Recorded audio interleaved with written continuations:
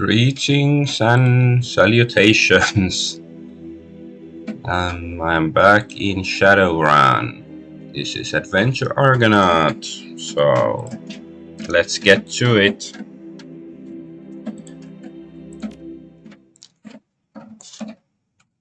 So yeah, we are at the Seamstresses Union, which is, I guess, is sort of bar with all sorts of other business related to it.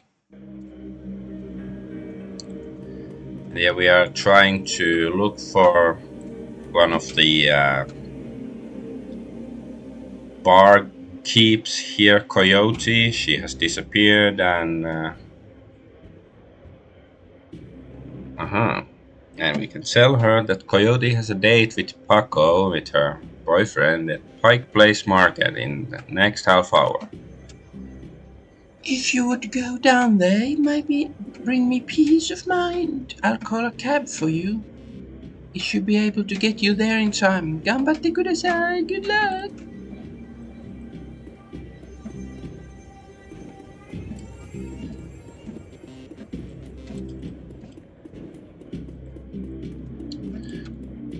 So,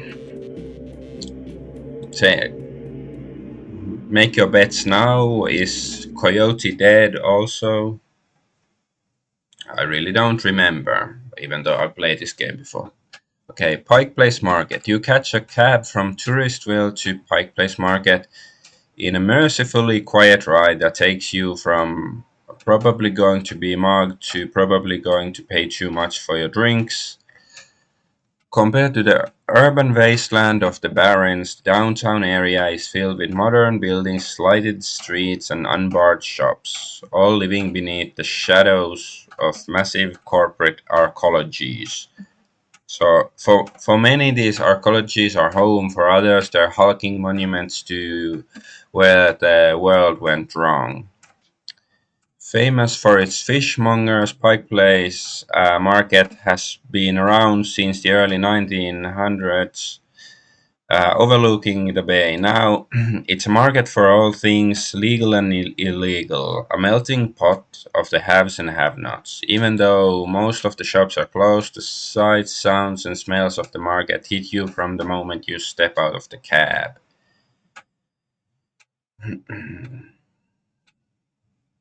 So, I guess I'm assuming this Pike Place is a real place. I don't know much about Seattle except it's difficult to sleep there.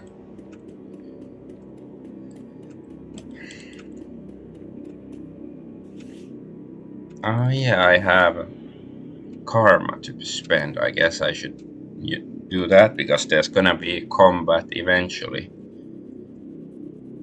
Um,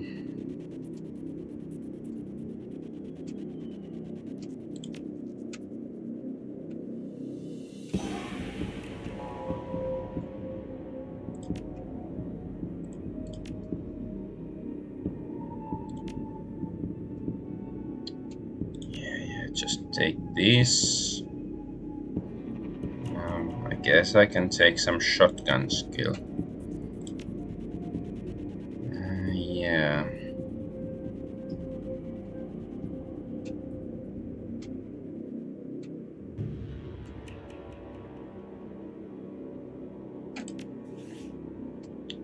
And then save.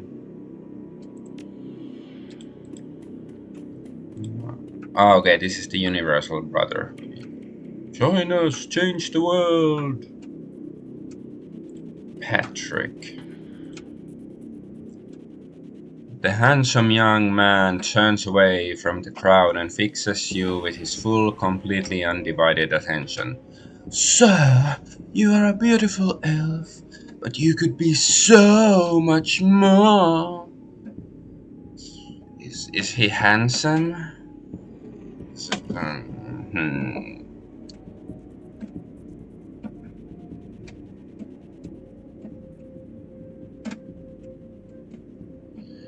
Okay, I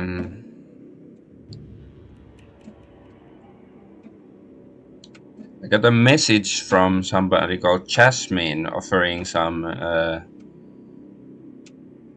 a deal to promote my Kick channel, but are you there, Jasmine, or is it a bot? I've gotten these messages before and they feel like bots to me, so I don't know. And asking me to join some Discord, but I don't know. I don't think that Discord and business really mix well.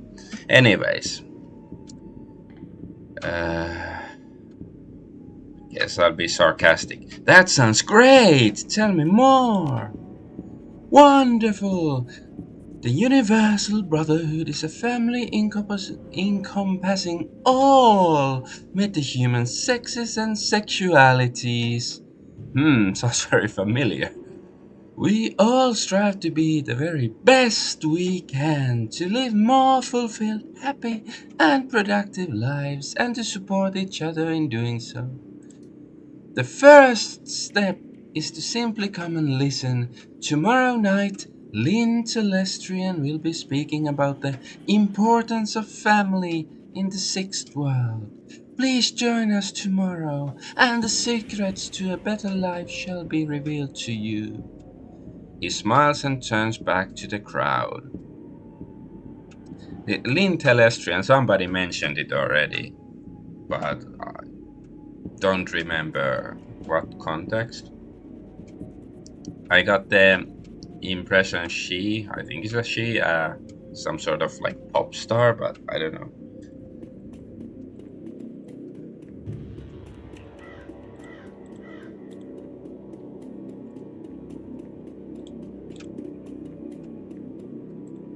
Refurbished flowers for sale. I'm not sure what is a refurbished flower. St. Juice for sale, just fab today. Fabbed, I guess, is fabricated. Paco. Oh, that's Paco. Save. Just. I guess I can overwrite this one.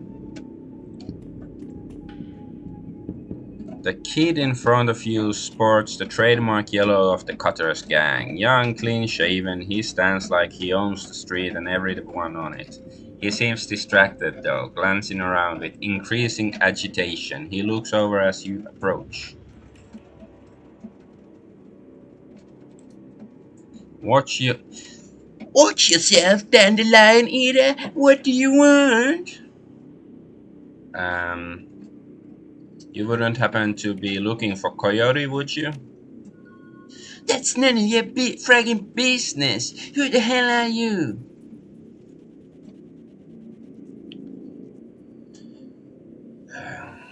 Relax, we're on the same team. I'm Adventure Argonaut. I was just at the Union, and your girlfriend's gone missing, and I'm helping to find her. The tough guy swagger seems to drain out of Paco.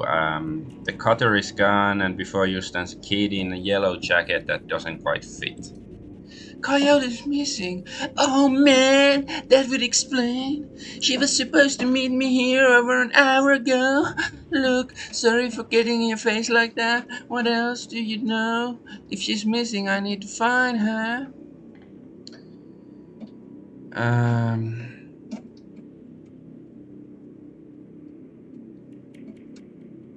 Maybe ask about the zebra meat.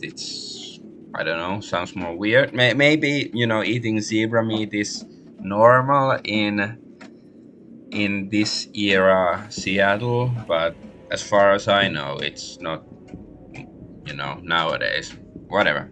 Ever heard of a place called Morris Meat Market? Coyote had a receipt for some zebra meat from there. What? You been rummaging around her stuff? Yeah, the shop's just down the block. What the hell she would need zebra meat for, though?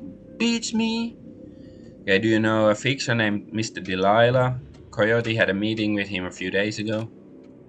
I know him, sure. Blake doesn't allow any cutters to take side gigs, though, so I got no reason to deal with him. Coyote hasn't said anything about taking new work. Wait a minute, Drake! I know where she went, damn! Why couldn't she wait? Damn it! Paco, slow down. Where did she go? The Royale Apartments, the landlord Stevie J runs a drug ring out of the hellhole. Coyote grew up there. Doesn't like to talk about it much. She's been looking for a way to settle the score with that guy for years. A few days back, I heard Mr. Delilah was looking for runners to steal some sort of item out from under Stevie J's nose. She must have taken a job, I'm sure of it, and if his thugs caught her, There's a grim determination in Paco's eyes. I'm going over there. You coming? Mm, well, she's my only lead. Let's do this before I change my mind. Your only lead? Hey, what the hell do you want with her anyway? I'm investigating a murder, and she was one of the last people to see the victim alive. She might know something that could help me find the killer. Well, when we get her back, I'm sure she'll help you out. Now let's get moving. The Royale is just a few blocks from here.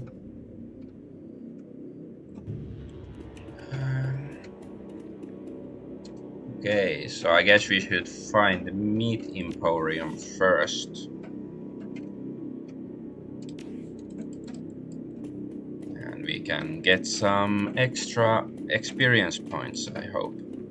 But yeah, yesterday I was talking about the experience system, that I don't like that I prefer this kind of system to Dungeons and Dragons. Like I played role-playing games for well over 20 years, over 25 years at least, and but I've never been a huge fan of Dungeons and Dragons. Like nowadays, especially, people have really good reasons to dislike Dungeons of Dragons, especially due to Wizards of the Coast doing what they do. But okay, let's talk to this guy first. The small meat stand presents an enormous diversity of dead animals, from cow and canine to the exotic and paranormal. The pictures on the back of the stand feature a much older version of the man in front of you. As soon as he notices Paco, the proprietor's eyes become hard and angry. What do you want? You know we can't afford more. Relax, man. My friend just has a question. You must be Maury. Do I look like a fat old man to you? I'm Manny. Maury is my dad. What do you want? What would someone want to buy zebra meat for? Some people eat it, but I wouldn't recommend that. Tough as nails, we mostly sell it to corp security teams who use it to reward their hellhounds. The flamers go crazy for the stuff for some reason. Oh, Greg, that's why Coyote wanted zebra meat. Everyone talks about the pet hellhound Stevie J keeps locked up somewhere in the Royale, and she never picked it up. Whatever. Anything else? Do you know someone named Coyote?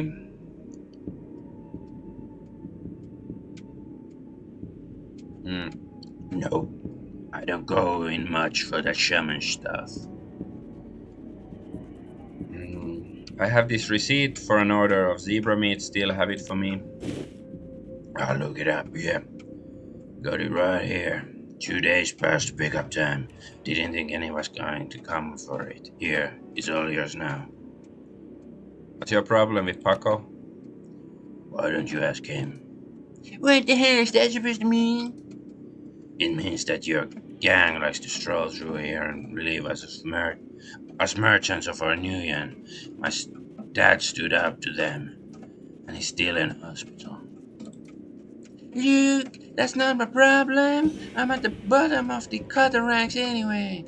I couldn't do Drake about that even if I wanted to. Tell that to my dad. I don't have time for this. We need to find Coyote. You're right, Vago, let's get going. Yeah. So yeah, Dungeons and Dragons. Whoa, there's another murder. Like I, because there are many mechanics that. Uh, okay, so yeah, there's some new murder. Okay, okay. Come on, I just wanna ramble on about role playing games for a while. As your eyes adjust to the flashing lights, you spot the body of a woman dead on the pavement behind police line. Panic spreads across Paco's face. Oh no, is that Coyote? This isn't happening, god damn it! Pull yourself together. Take a look, is that her? Paco steps forward and breathes a huge sigh of relief. No, no, it's not her. Thank God. Look, let's not hang out here too long, alright? Too many Lone Star peaks around. Paco looks over at the victim again. It's too bad whatever happened here. I'm not going to let anything like this happen to Coyote.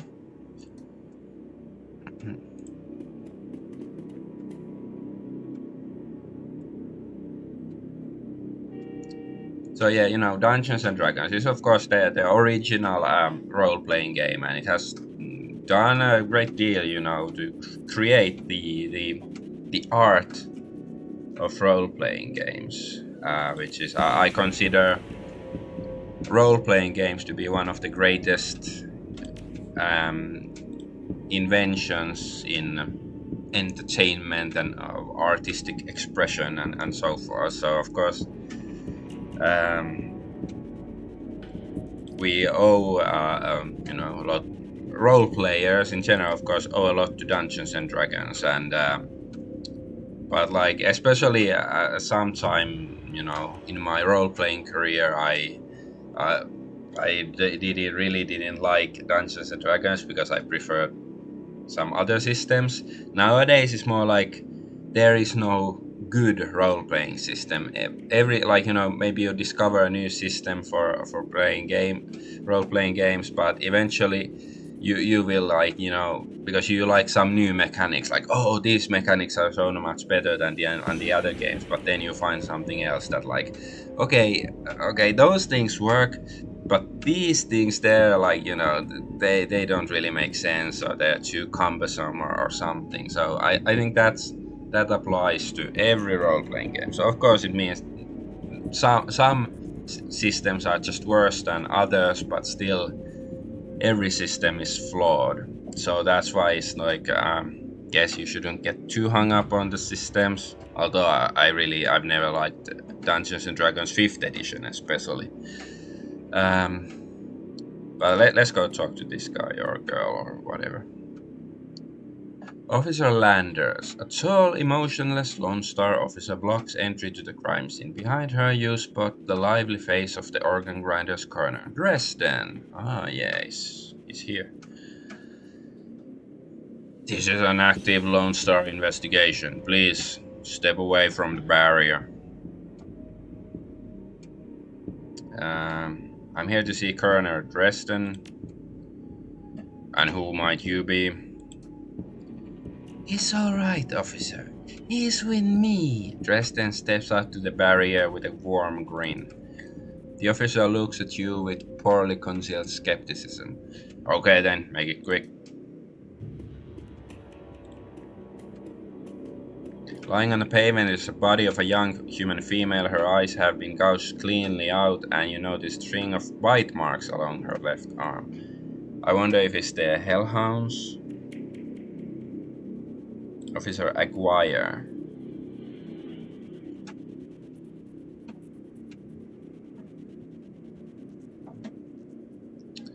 The plainclothes Lone Star officer before you sports a tacky hat and crooked grin to match.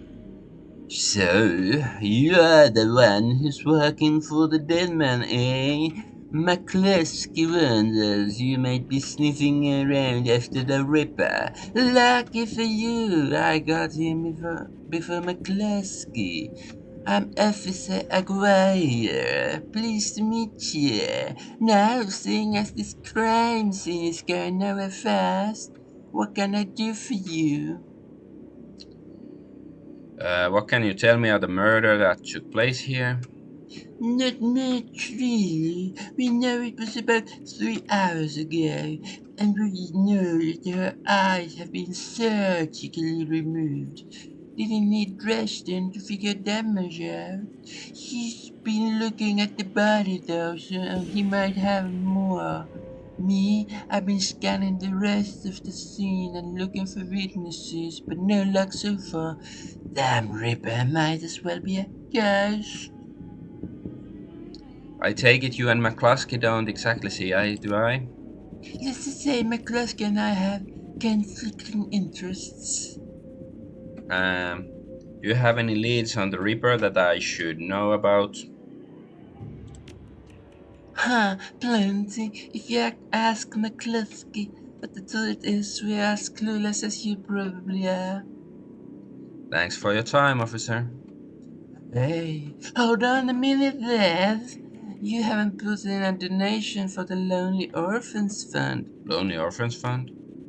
Yes, see, you make a contribution to the fund, I put you on a list and let you know the next time we find any orphans that you might be interested in.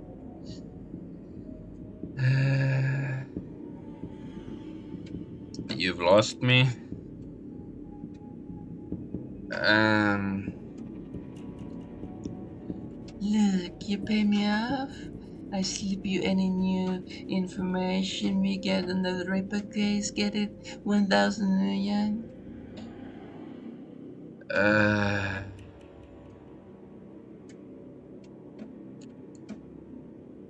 this I normally I'm very stingy with spending money like this, but this is the way the world works. So maybe I'll try to be diplomatic and offer 100. Look, if I'm not going to stick my neck out the carrot's gonna be choosing after 200. Okay, 200. His face splits into a wide grin. Excellent. I'll start an account for you. We get any useful new leads on old Reaper, I'll give you a call. Now I'd rather get back to work before McCluskey shows up. See you around. It's probably a waste of money, but hey, maybe I'll get at least something out of it.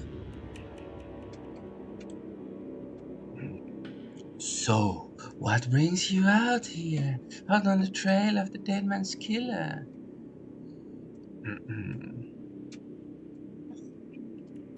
Coincidence, believe it or not. I take it I've stumbled across another Reaper murder. Yeah, that's what it looks like. As you can see, the Reaper went for the eyes this time. Pretty clean work. I gotta hand it to him. Our Reaper knows what he's doing. Or she, I suppose. What do you know about the victim? Well, not much. Dresden scratches his head absent-mindedly, probably breaking some sort of sanitation protocol. She's been dead for about 3 hours. Her name was Lucy Warden. Worked at Stuffer Shack just around the corner. Looks like she was just leaving work when it happened. Can you tell me if she was subdued in some way before her eyes were removed? That's the strange thing. There don't seem to be any signs of a struggle. Not a single bruise on her body, yet she was clearly alive when the eyes were taken. Died of blood loss shortly thereafter. As to what knocked her out, I won't know until I run some tests back at the lab. I thought you ran the Redmond franchise in Pike Place, a little far from home. Yeah, well, I don't really mind a change of scenery. The coroner of the for the downtown branch is out on maternity, so I told management that I'd cover for her on this one. Plus, I want the sicko caught. What about the bite marks on her arm? Ah, completely unrelated. It appears some wild dogs dragged the body out here from the alley some time after her death. Suspicious. Any sign of magic use here? There was evidence of an unusual explosion in the alley where Sam died. Now, there's an interesting thought. No, nothing obvious though. I'm sure when McCluskey shows up, he'll call in a full magical forensics team though, just to be sure. Um, so the Ripper takes Sam Watt's liver and this woman's eyes. Any theories? Trophies of some sort, I suppose. Probably of some symbolic significance to the killer. Beyond that, I couldn't speculate. Sergeant Aguirre over there seems pretty friendly. Can I trust him? Yeah, that sounds about right. Any opportunity to get in McCluskey's way, he'll take it. A bit sleazy, sure, but I take Acquire over McCluskey any day of the week. That's enough questions. Thanks, Dresden. Hey, I figure if I help you out, there's a better chance to get this scumbag off the streets a little sooner. McCluskey wants the Reaper in a cell, sure, but he couldn't care less if it takes another dozen murders. Good luck out there, eh? Dresden starts to turn back to the body, then stops. Speaking of McCluskey, you should probably get going soon before he shows up. About this elf dude.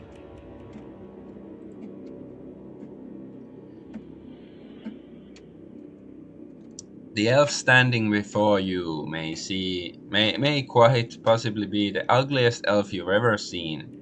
His meticulously clean lab coat, formal jacket, and old-fashioned bow tie give him the look of an undertaker from centuries past.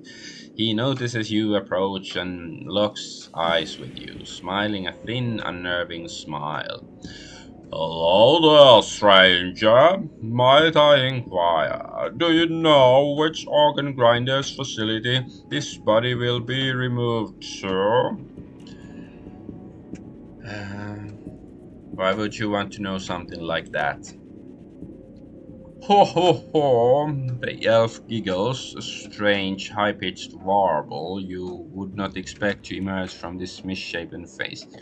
He's not that ugly, like, I agree he's ugly, but most of the other characters aren't that pretty either. Oh, just a hobby, never mind that though. A good evening to you and your friend, the coroner. Hmm. Ooh, karma. Can I still talk to him?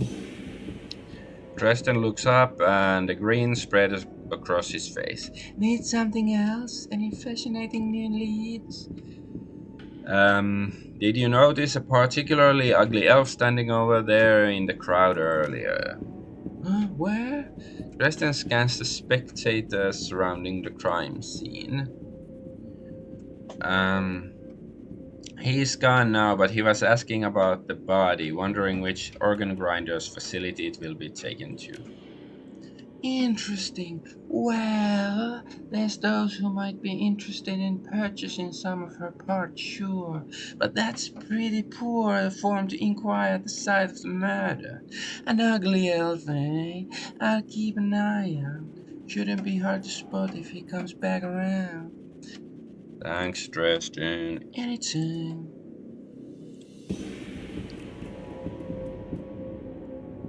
Am I still with Paco? So he has some biotech, strength, close combat, throwing weapons. Okay, Uzi. Is it Uzi or Uzi? Baseball bat.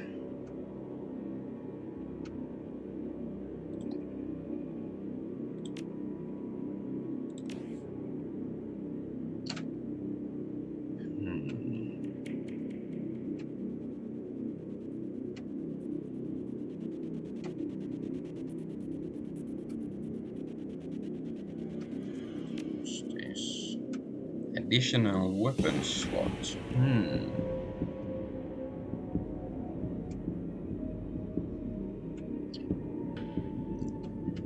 I don't know if like if I'm not going to do melee or throwing weapons or grenades and stuff, does it matter really what my strength is? Well, okay, in some social situations it can matter.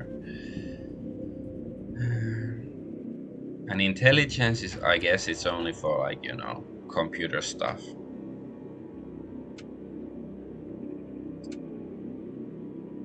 I guess I should just boost some willpower since I am a mage. But yeah, back to Dungeons and Dragons. So yeah, there's like I was saying, there's some mechanics that I think other games simply do better. Like, well, the leveling up system is one option because in D&D there's levels. Every when you get 1000 XP or whatever, 5000, and then you get a level, and then suddenly you've been in a dungeon grinding for orcs, and suddenly you'll get level up, and then you learn Latin. That's basically how D&D works. So it doesn't make sense, but I like this kind of system more, like in these or storytelling games like Vampire the Masquerade and stuff, where you get XP and then you can basically use it for whatever you want. Except usually there are some rules saying that if you've just been fighting orcs the whole time, you cannot learn Latin unless you've been listening to their pig Latin. So yeah, I just think it's more realistic that you can basically you don't have to wait for the level up that happens every so often. I think it's really archaic, and it fits computer RPGs just fine. But if you're playing a tabletop RPGs, so I think there's better ways of doing gaining experience and using it than just gonna check around this area if there's anything else to find. So yeah, that's one thing I'm not a fond of in Dungeons and Dragons. And another is the armor class system, because in D&D the higher your armor is, basically you are more difficult to hit. But like actually the first fantasy RPG, like proper RPG I played, was RuneQuest, which basically uses the same I don't know if RuneQuest even uses that system anymore, but it's like the percentage system. Back then at least it did, and it's basically the same system that Call of Cthulhu RPG uses. But yeah, anyway, because yeah, in Dungeons and Dragons you just roll to hit. You add your attack modifier and strength or whatever, and it has to be equal or higher to the armor class. And then you hit, and then you do damage. But that's so it basically there is at least in Pathfinder, which is basically Dungeons and Dragons. There's a feat called Dodge, which also adds to your armor class, and also your dexterity adds to your armor class. So the armor is both evasion and its armor. But in RuneQuest, there's evasion, like dodge or block, and an armor are two separate things. Like if somebody hits you with a weapon in RuneQuest, then you can try to dodge, and if you succeed in the dodge, then he doesn't hit you. But if he does hit you, okay, I guess there's nothing here. If he does hit you, then you still have your armor if you are wearing armor, and it reduces some of the damage. Let's say you have a queer bowly armor. I think it reduces 3 damage. Like they hit you, and then they do 6 damage to your left leg or something, and so your armor reduces 3 of the damage, and the rest goes to your leg and your general hit points. Okay, there's Frank. there's some guy chunky. No way, Blind Lucy. The orc before you wear a standard stuffer shack employee getup. The uniform is well kept and well fitted, but the tears streaming down his large crooked face do little to improve his appearance. He does not seem to notice your approach. I take it you knew the victim? Yeah, what's it to ya? My condolences. Were the two of you close? Thanks, sorry, we're just not used to folks being too friendly around here. The orc wipes some tears away with a dirty napkin. Yeah, we were pretty close, as co-workers go. Blind Lucy and I worked here at the shack for 3 years together. Started on the very same day. Blind Lucy? Well, Lucy wasn't completely blind, but she was legally blind. She had to wear these huge glasses and hold things right up to her face. But she never got her eyes about it. She got new eyes about a year ago. Interesting. And the eyes were stolen. I wonder if the others had, like, implanted parts. I mean, is that why the Ripper is ripping them off, or not? Or something?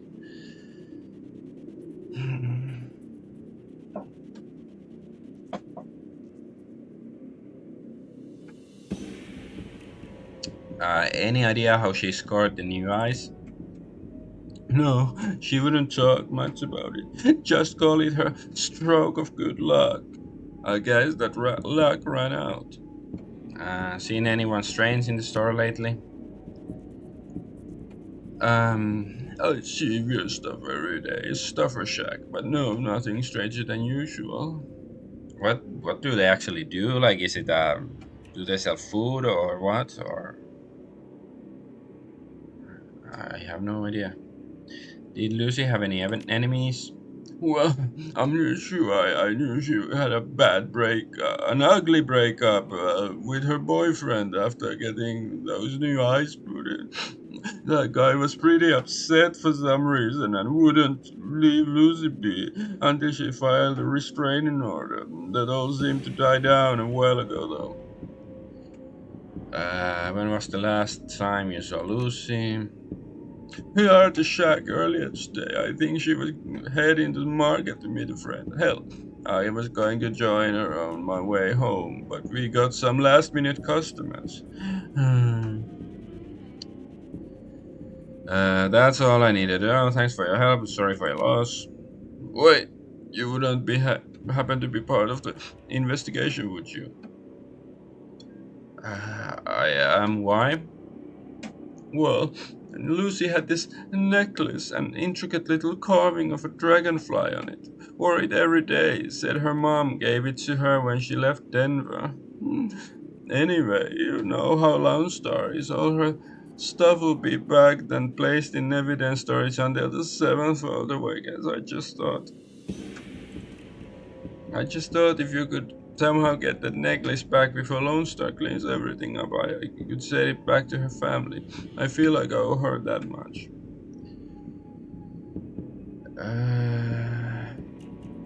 I understand. If I can find it at the scene, I'll bring it to you. Thanks for your help, friend. You know where to find me. Okay, let's see if we can go get the necklace.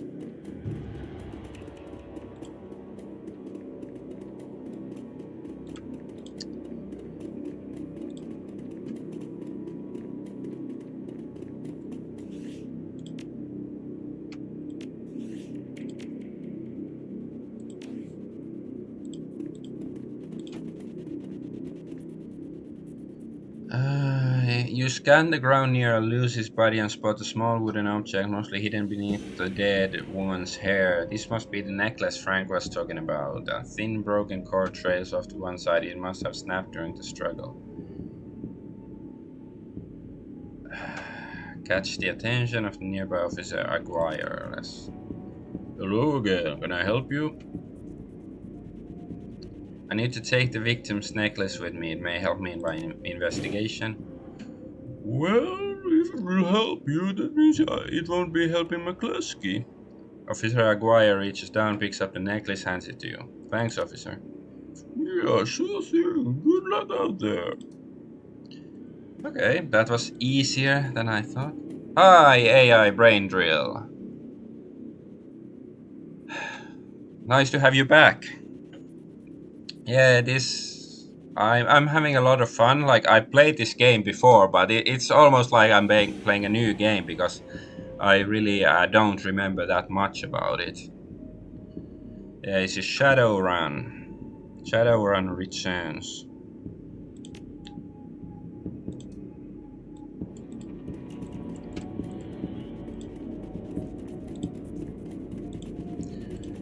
So yeah, I just got a necklace from a dead body because the victim's friend wants it.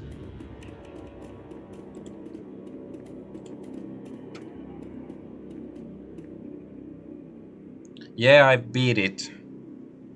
That's like almost 10 years ago. And I do sort of think it's like it's weird that like my memories are like I have like I remember some locations and stuff, but like I don't remember much about the story, so it's good. It's not like it's spoiled. And I did enjoy the game the first time I played it, and I'm enjoying it again. So I don't know. It's just you know like is my memory really so bad, or why can't I remember more about the game, about the story and stuff? Okay, Frank looks up to you as you approach. Were you able to find Lucy's necklace? I've got it right here, Frank. You can send this to her family now. Give him the necklace. As he takes the necklace from you, you can sense weight lifting from Frank's shoulders. I'm glad I can do this for Lucy at least. Thank you, friend, I owe you. Uh, just make sure that gets to Lucy's family. I don't want it turning up in some Lone Star office with my prints on it.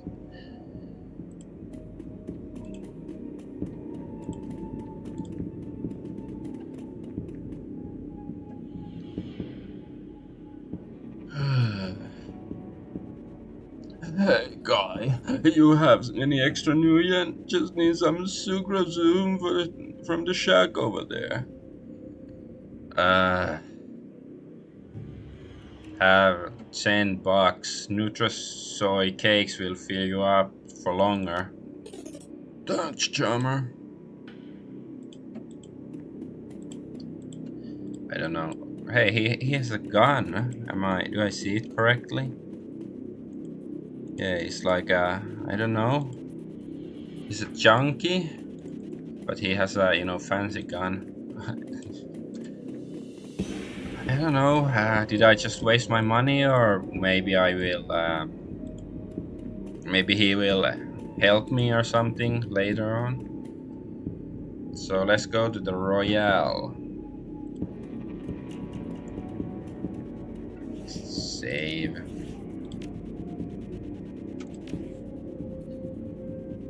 Yeah. This is a PC game. Yeah, this was released in 2013. Like Shadowrun is originally a tabletop role-playing game from the late 80s or early 90s. I'm not exactly sure when the first edition was published, but around that time. I've never played Shadowrun, except I did make a character once. Like I was planning to start a campaign with some of my friends, but it didn't pan out. But yeah, I played plenty of role-playing games back in the day.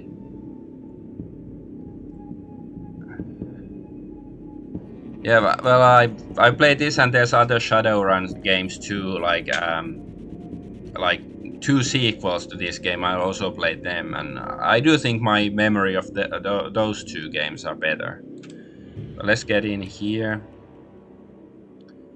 Come on, guy, let's go find Coyote. Uh, Yeah, most of the time you play from the 90s. Sure, maybe recently, but I guess I try to play games from all periods. Well, I haven't played any like Atari games from the early 80s or anything like that. But I guess I've also played some early access games, but I guess that's been before you found my stream or anything. But okay, let's. Okay, I'm ready. Yeah, let's just go in. So we are looking for this guy's girlfriend who might have some information about for like an old friend of ours that was murdered. The Royal Apartments. You roll up on the most impressive bit of tenement squalor you've seen in a long time. There's few street lamps here, and what light there is flickers with uncertainty. Most of the buildings are damaged and tagged. The smell of old rotting trash mixed with you don't want to know is overwhelming. It's no wonder people living here turn to BTLs. Anything better than this, the better than life cheap is the newest drug on the market. You don't need a good life. You can slot someone else's, live through them, and wreck your brain in the process. The front doors of the royal apartments aren't even locked. As you step inside, you can hear a chunky crying for another hit. It's time to find Coyote and find out what she knows about the night of Sam's murder. Yeah, Atari would be quite different. Like, I've never actually played Atari. Like, it's before my time, so maybe that's unless like I went to like a gaming museum once in Germany, in Berlin. Maybe I played some Atari game there because there were some games you could actually play, but like it's very little Atari if I've ever played it. So I guess that would be sure. I guess I have to keep it in mind and look a few Atari games to stream at some point. So the Royal Apartments. What a hole! Can't imagine what it was like for Coyote growing up here. Paco trails off. Um, we're here to take care of business. Let's get to it. If Coyote's here, we had to hurry. She's good, but well, these BTL guys pay to stay well informed. They may have known she was coming.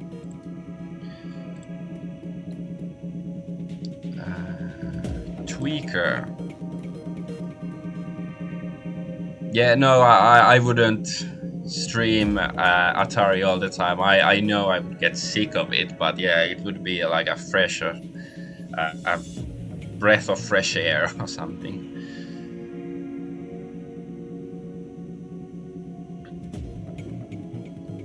The woman scratches herself like a cat at a couch leg. Please, can you spare some new yen?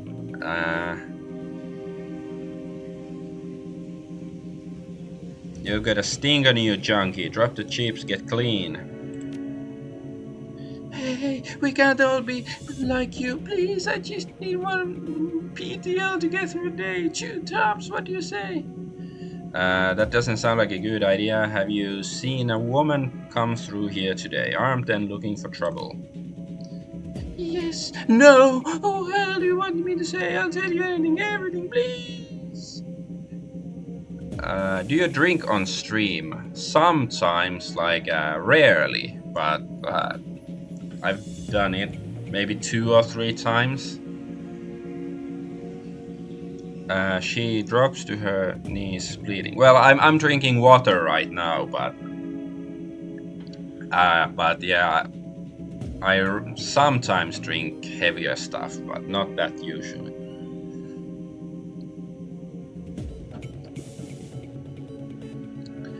She drops to her knees, bleeding. Yeah, I'm sorry, I can't help you. You should leave this place if you can.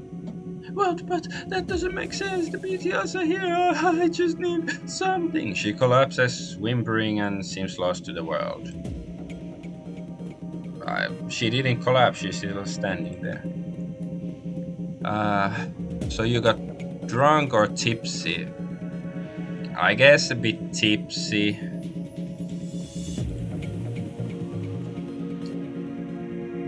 Yeah, no, not really drunk. Maybe like one time it was slightly drunk, but yeah, not that drunk usually. Although I'm from Finland, and like drinking is very much part of the culture. So, but I used to be much tougher with alcohol. I haven't been drinking that much in recent years. So I guess my immunity to alcohol is weaker now than it used to be. Let's talk to this sad old man. Yeah, cool. It happens indeed. Like a lazy pigeon, he watches you approach. You're not from around here, are you? I don't want any trouble.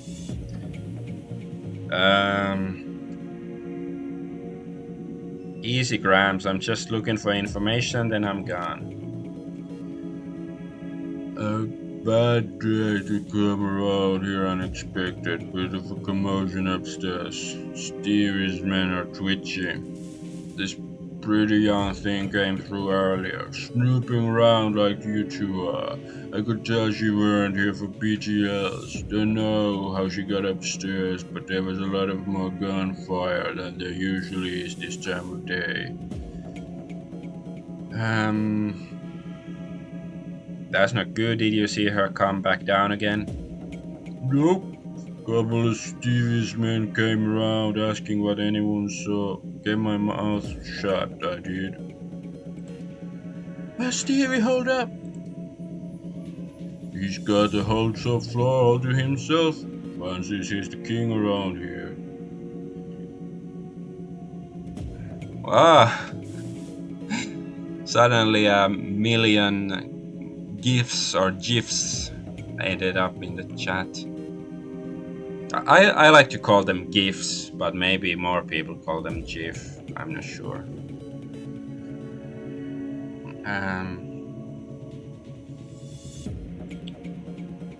Great, now this is an extraction. It sounds more professional. Hey, old man, do you know how to get upstairs? You've been right friendly, but I can't get on the wrong side of Stevie J. I'm sure you understand. You've already stuck out your neck to help us. We'll find another way.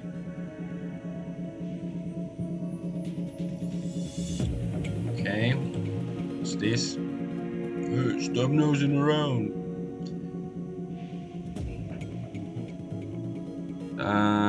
Looks like there's a hole in the wall behind this old dresser.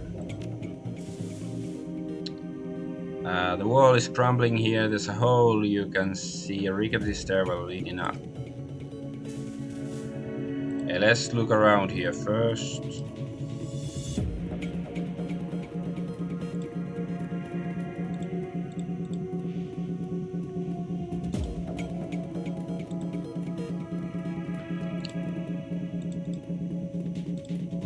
Okay, I guess this is probably Stevie J's men. Maybe I'll save. Try to avoid combat as much as I can, even though, Okay, sorry that you have to go, Brain Drill, but hey, thanks for popping up, just to say hi. I appreciate it. See you next time.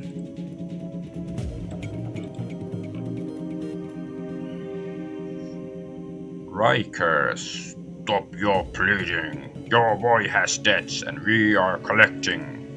Please, Riker, no, he's my son. Simp?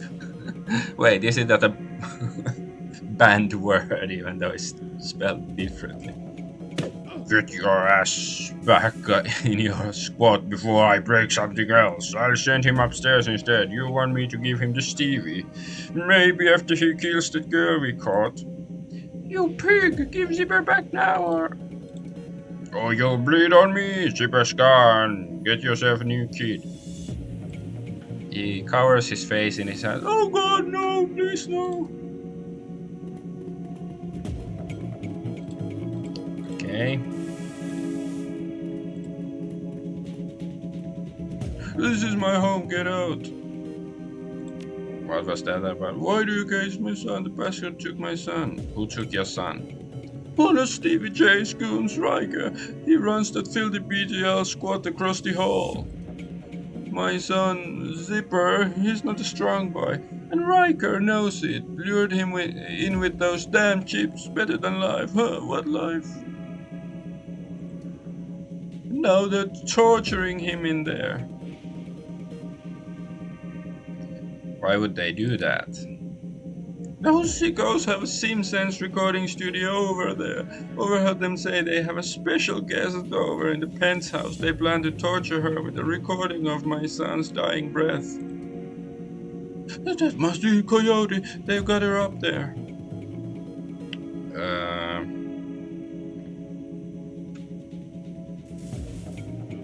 Easy, Paco. She'll be okay if we keep our heads. Are you with me?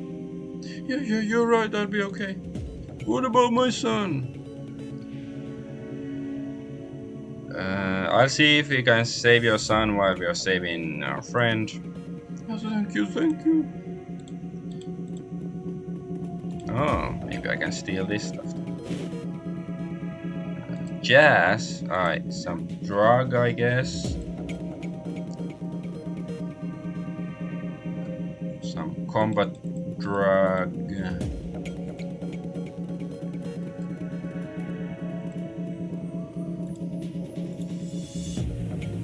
Don't touch that. Can I talk to him? Haven't seen you before, guy. Looking to go somewhere special? A scream echoes through the pipes of the rotten walls. Hard to tell where it came from. I heard you're in the middle of a recording session. Sure am. My gear is the state of the art, if you can believe it. Ah, hey, I have enough charisma for something finally. I'm looking for something very special, something violent. Look around, clearly I'm not going to be offended by any idea you come up with. I want to kill someone and record it. The thug looks like he's thinking hard for a moment. Wow, you're one sick bastard. I like it. Perfect timing too. I could use a trigger man for the little project I got going. Come with me. Show me the way. BTL Chungus Twitch, throws in solid dreams. One boardman stands ready to administer another chip if the craves are good. Tickler, who's this Riker? Can't you see I'm busy here?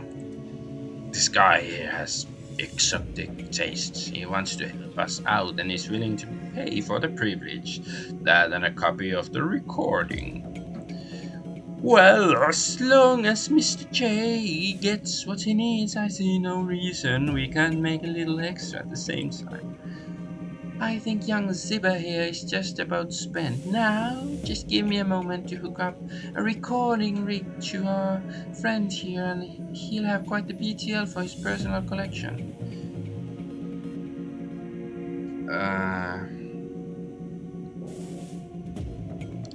That's enough. Time for you to bleed.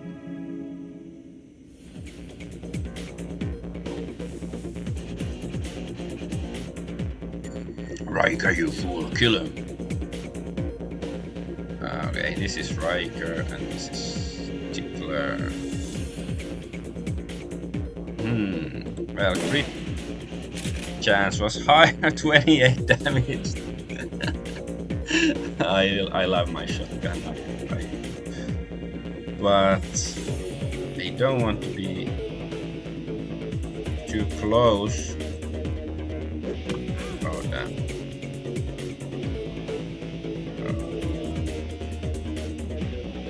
this way.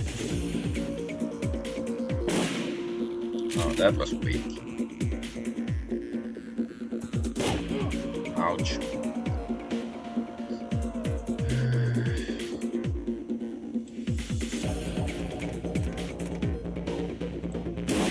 What do I need magic for when I got a shotgun? Okay. Beat you up.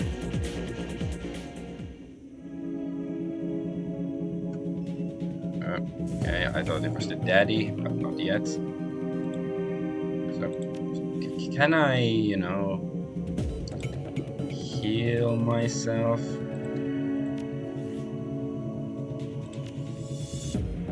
Oh, okay, here it says activate.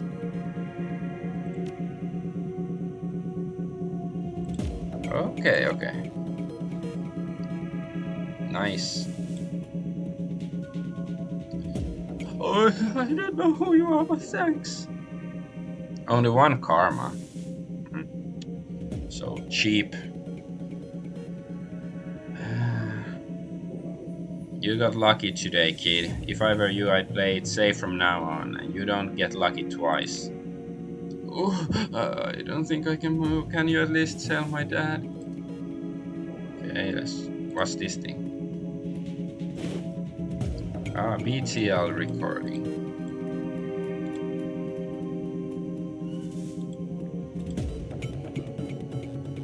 You access the computer BTL library. The database has a vast array of BTLs covering all topics from disturbing and sad to romantic and adventurous.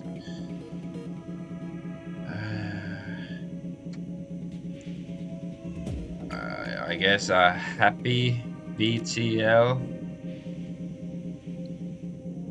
Ooh. Recording studio. Reboot studio software. Nothing noticeable happens.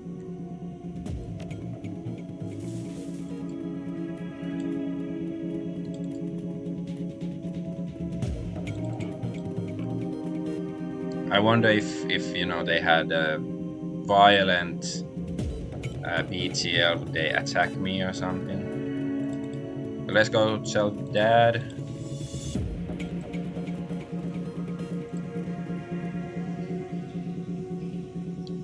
Have you seen my son yet? Zebra's okay. He's pretty messed up though. I don't know how to thank you. Just give me XP. Give me karma.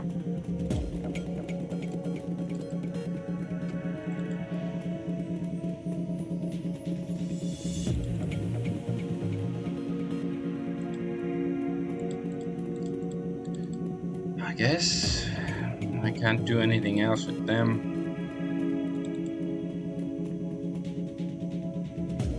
An elevator gleams at the end of the hallway, out of place among filth.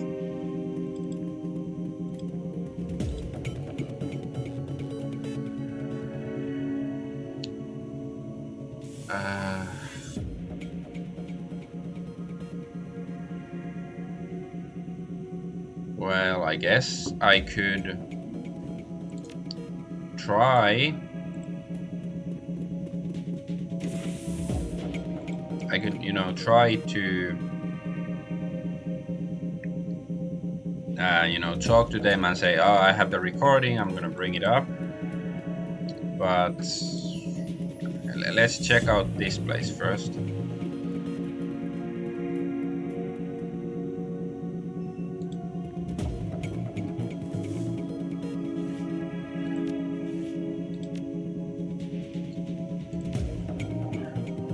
But yeah, I was talking about Dungeons and Dragons earlier, and the stuff. I don't. The wall is crumbling here. Through a hole, you can see a rickety stairwell leading up, but it seems it can only be accessed through the locked apartment next door.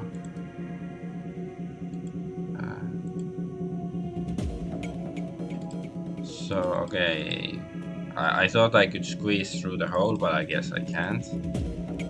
How about the old man? Can he help me? You're back. What do you want to know? You sure you don't know anything about that stairwell? I can't help you, okay. So I guess about the BTL dealer. Just that nobody around here would be crying over his death brings a bad type of people around that one. Okay, I guess we have to use the elevator then.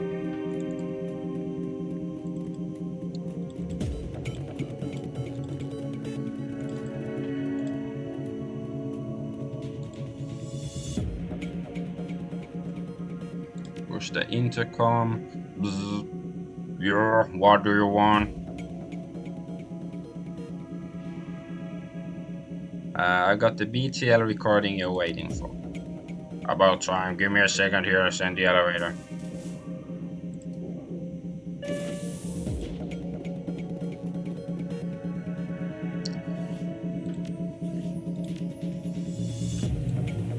Yeah, just overwrite this.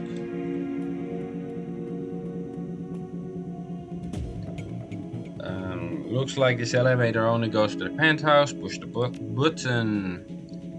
Adventure Argonaut! If we go up there, I'm not leaving until we find Coyote. Yeah, let's go up.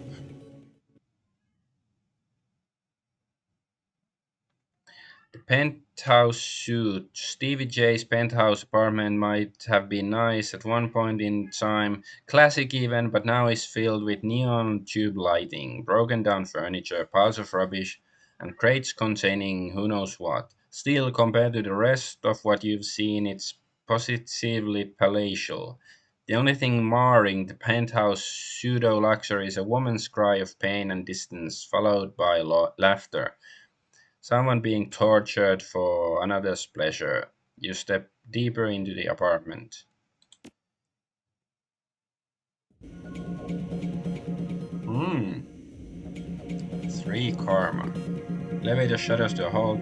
Oh, about time you showed up. Well, you got the goods. Take me to Stevie, lowly manservant.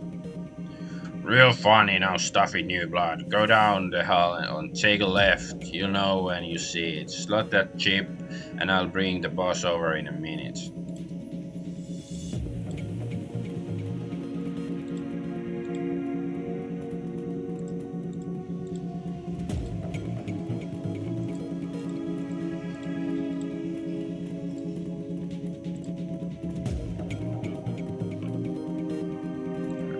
Okay.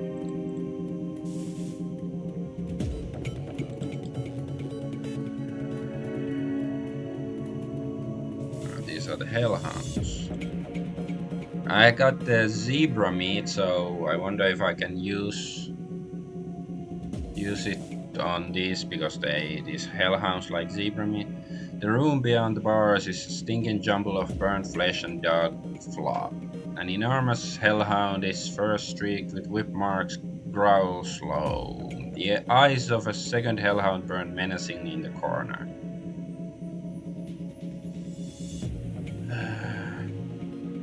Okay, shove the zebra meat through the bars. The hellhounds devour the zebra meat in a few massive bites, then let out the content and growl. Open the door.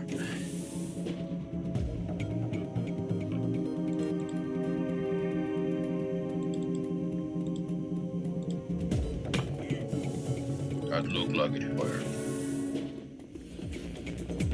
Okay.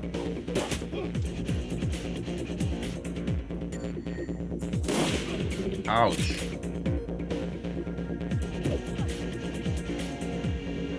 Okay, so this is an enemy. I wonder if will the hellhounds help me or not?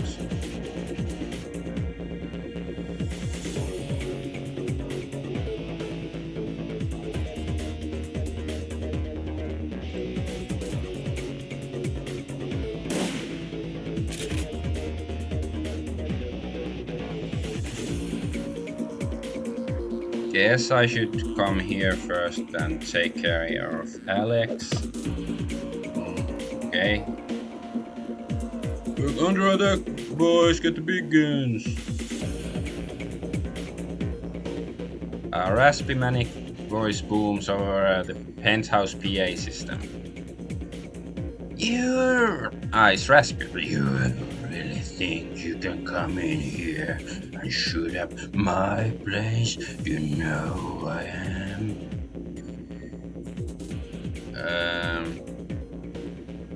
I know who you are. You're the guy I'm gonna kill.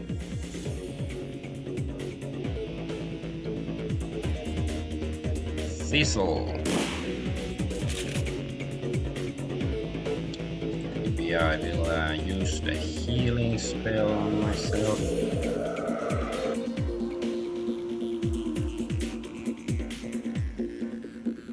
Coyote is badly injured, but she's managing to hold it together. Are you alright? No time to talk. Coyote kneels and picks up the fallen guard's shotgun. It's time to finish this. Okay, now she's a party member. And another shotgun. Very nice.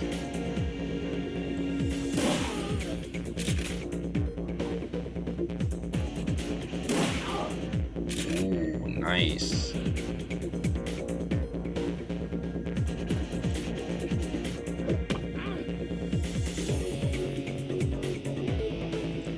Okay, I don't have any like alternative attacks.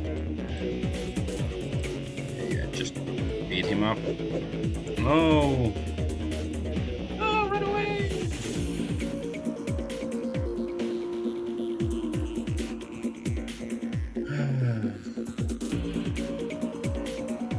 Guess I should reload my gun.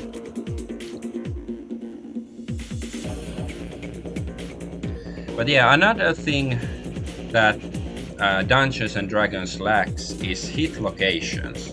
Because in RuneQuest and many other games, when you hit an enemy, you roll dice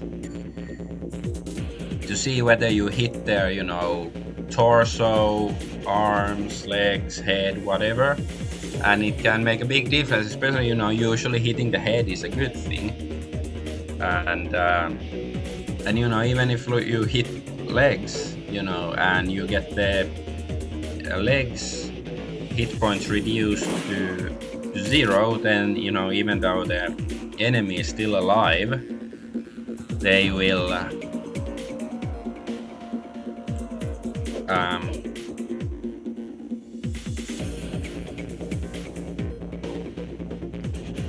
like even if they have some hit points left,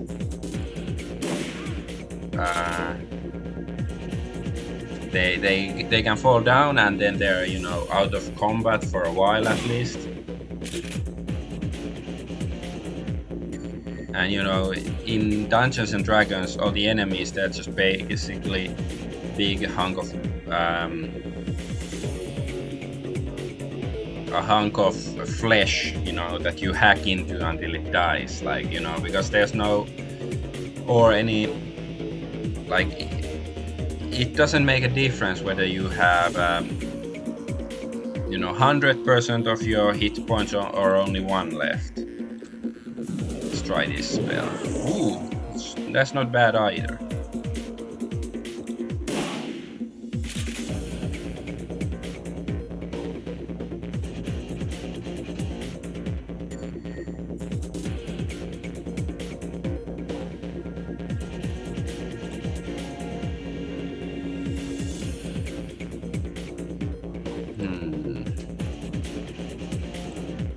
Out of ammo.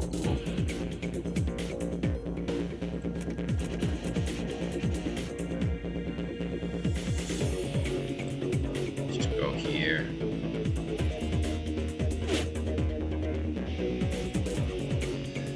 Also out of ammo.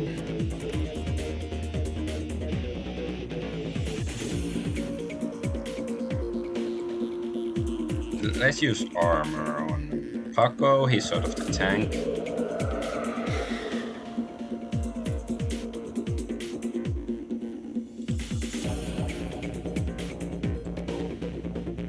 Kneecap. I guess I don't have to kneecap this guy.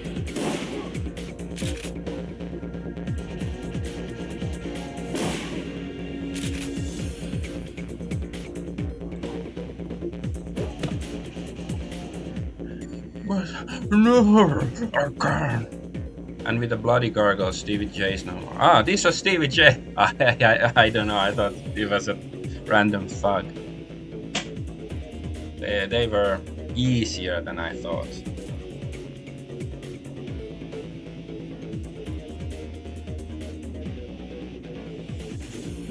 Well, I guess it's poetic that Paco got the final blow to rescue his girlfriend.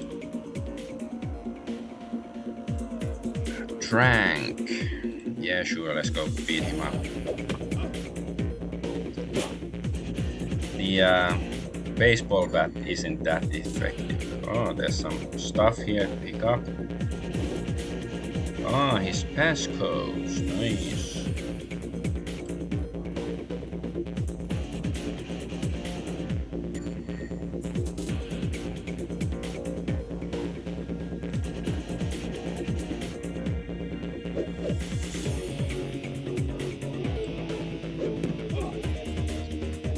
Baseball bat is sort of crappy.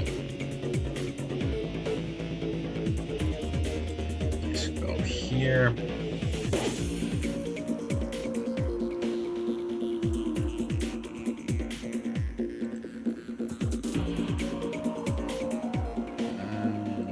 I can heal Coyote.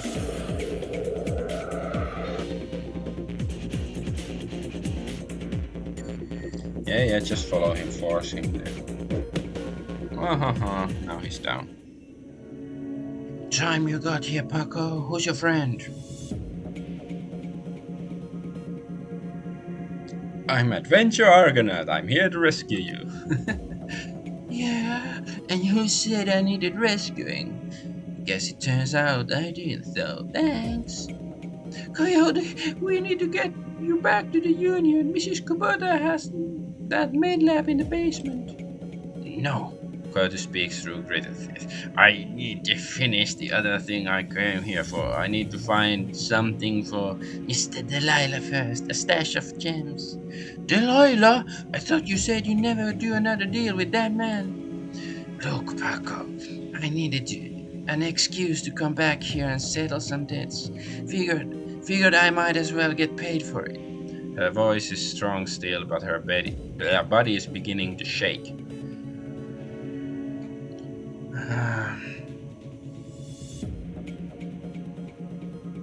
Paco, help her get back to the Union. I'll find those gems for you, then meet you there.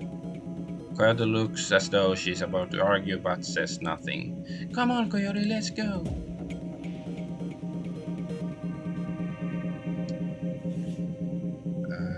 Save.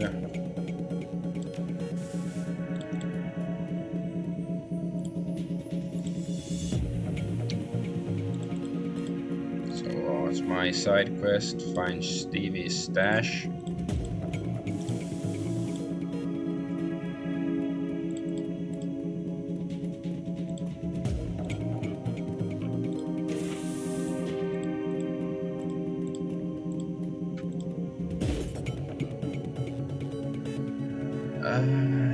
Okay, send it to you. My stash. No. Can I send this to my stash? Or junk? Ooh, loose Nguyen.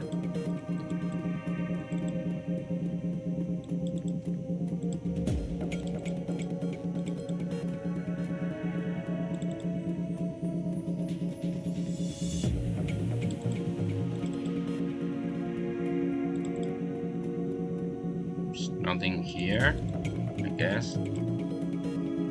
Maybe this is the door if I use the other stairs, behind that wall and stuff.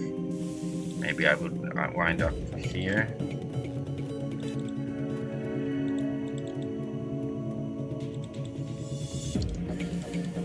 But yeah, I don't like how in D&D, every character is like a blob. I think it works fine in most role-playing games, especially, well, this one or Final Fantasy or whatever.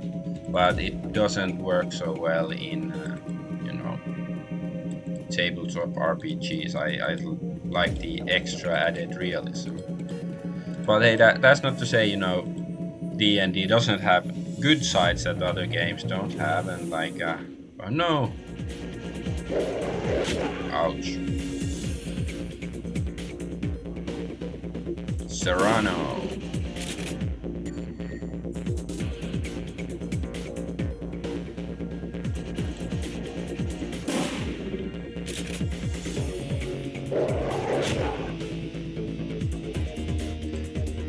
Ammo. It is like a hellhound. Somehow, I don't think that um, using my fire spell at it will be the best course of action.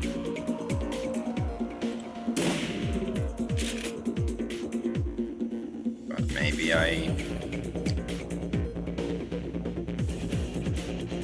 let's try the mana bolt. Oh, okay. Now he's dead. Can I use the spell?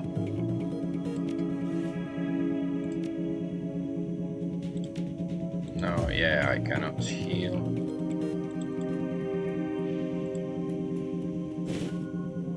Small velvet bags filled with precious gems. Yes, okay, I got it. So yeah, I guess it was this thing. Like basically I had to fight the hellhound by myself, which wasn't too bad.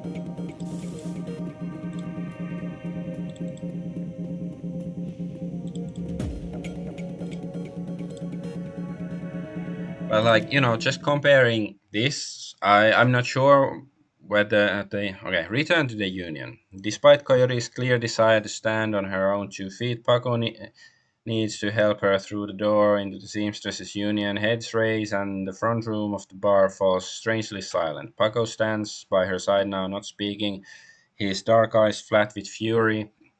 Coyote presses a rag to her clawed up face. She winces but manages to keep control as she breathes in slow, deep breaths to manage the pain. Taking a closer look, you see her arm isn't much more than shreds of meat and broken bone held together by a tendons and burnt skin. It'll be a miracle still if she still has it by the end of the night.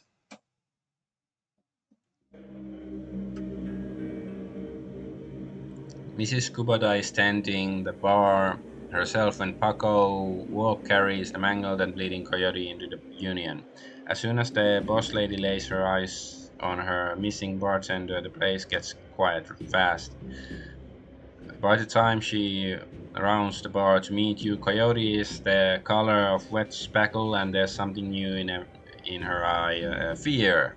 This woman has faced down hellhounds by the side of Mrs. Kubota, but the sight of Mrs. Kubota has her staring at the floor and mumbling.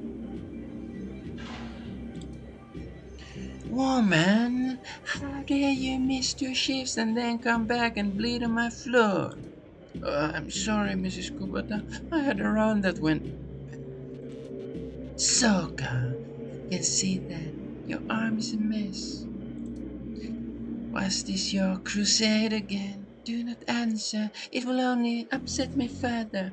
You caused me to worry about you, Coyote, and that distracted me from my business. Hi, Miss Kubota. My apologies again.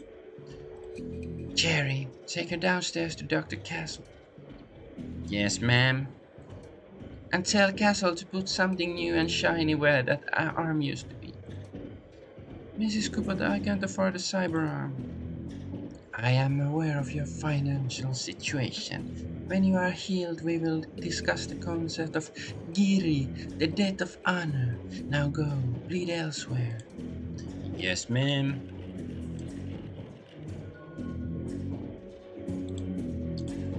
Okay. Her anger at Coyote's rashness slowly washes from her eyes and is replaced by tears. She sniffs, wipes them away, and inclines her head to you. Domo arigato, Mr. Roboto. That girl is precious to me. It's not often that we see acts like these in the Barrens. You have performed a great service for my little family, and I welcome you into my home. Consider it yours while your work keeps you here. But we both know that words are mere air. Beyond my thanks, I offer you remuneration. Please take it as a show of respect. I'm honored, Mrs. Kubota. Thank you. You are most welcome, and I offer you more than simple lodging. You will find that there is more to the Union than meets the eye. Below us is a small facility available exclusively for discriminating independent operatives like yourself. In it, you will find vendors selling the best gear the black market has to offer, fully equipped cyberdog, and a secure place to rest when the dreck hits the fan, as they say. This place is a safe house too. Indeed, normally, I require a percentage of the runner's income for the use of this facility, but as I said, you have family now. Consider it on the house. To gain interest, play GAFFC on the piano. On the piano. I meet all the black market vendors in a safe house. Okay. Yeah. How else may I be of service? Is Mr. Delilah here tonight? Yes, Mr. Delilah is back in the bar. That's usually where he does business.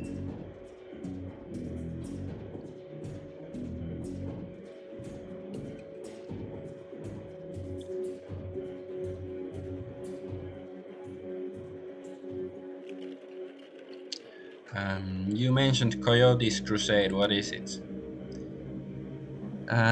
Coyote grew up in the Royale but managed to escape that life. However, her cousin was apparently not so lucky. He came to town about a year ago and fell in with the wrong circle.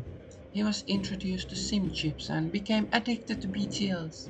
Coyote has been tearing her way through the chip houses for months now, searching for him and acting as one-woman cleanup crew.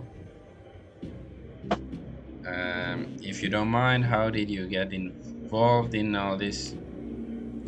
I'm a former runner. Now I provide a safe haven and a marketplace for runners who need a trustworthy place to congregate and do business. Are any Johnsons or Fixers here tonight?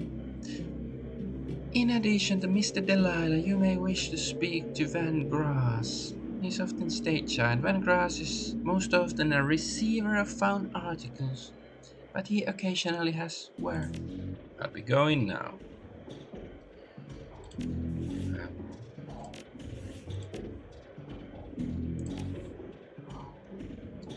so yeah, D&D good size. Like there certainly are like the class system, even though like it's certainly limiting in some sense.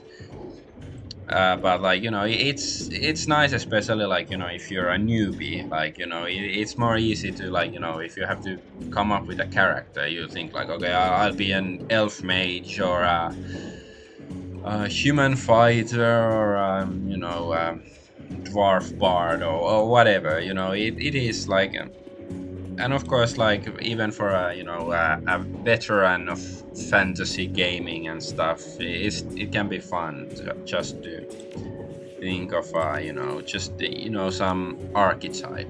It's simple and stuff, but still there's a lot of depth, like especially if you like the power gaming aspect to make a very optimized build and stuff.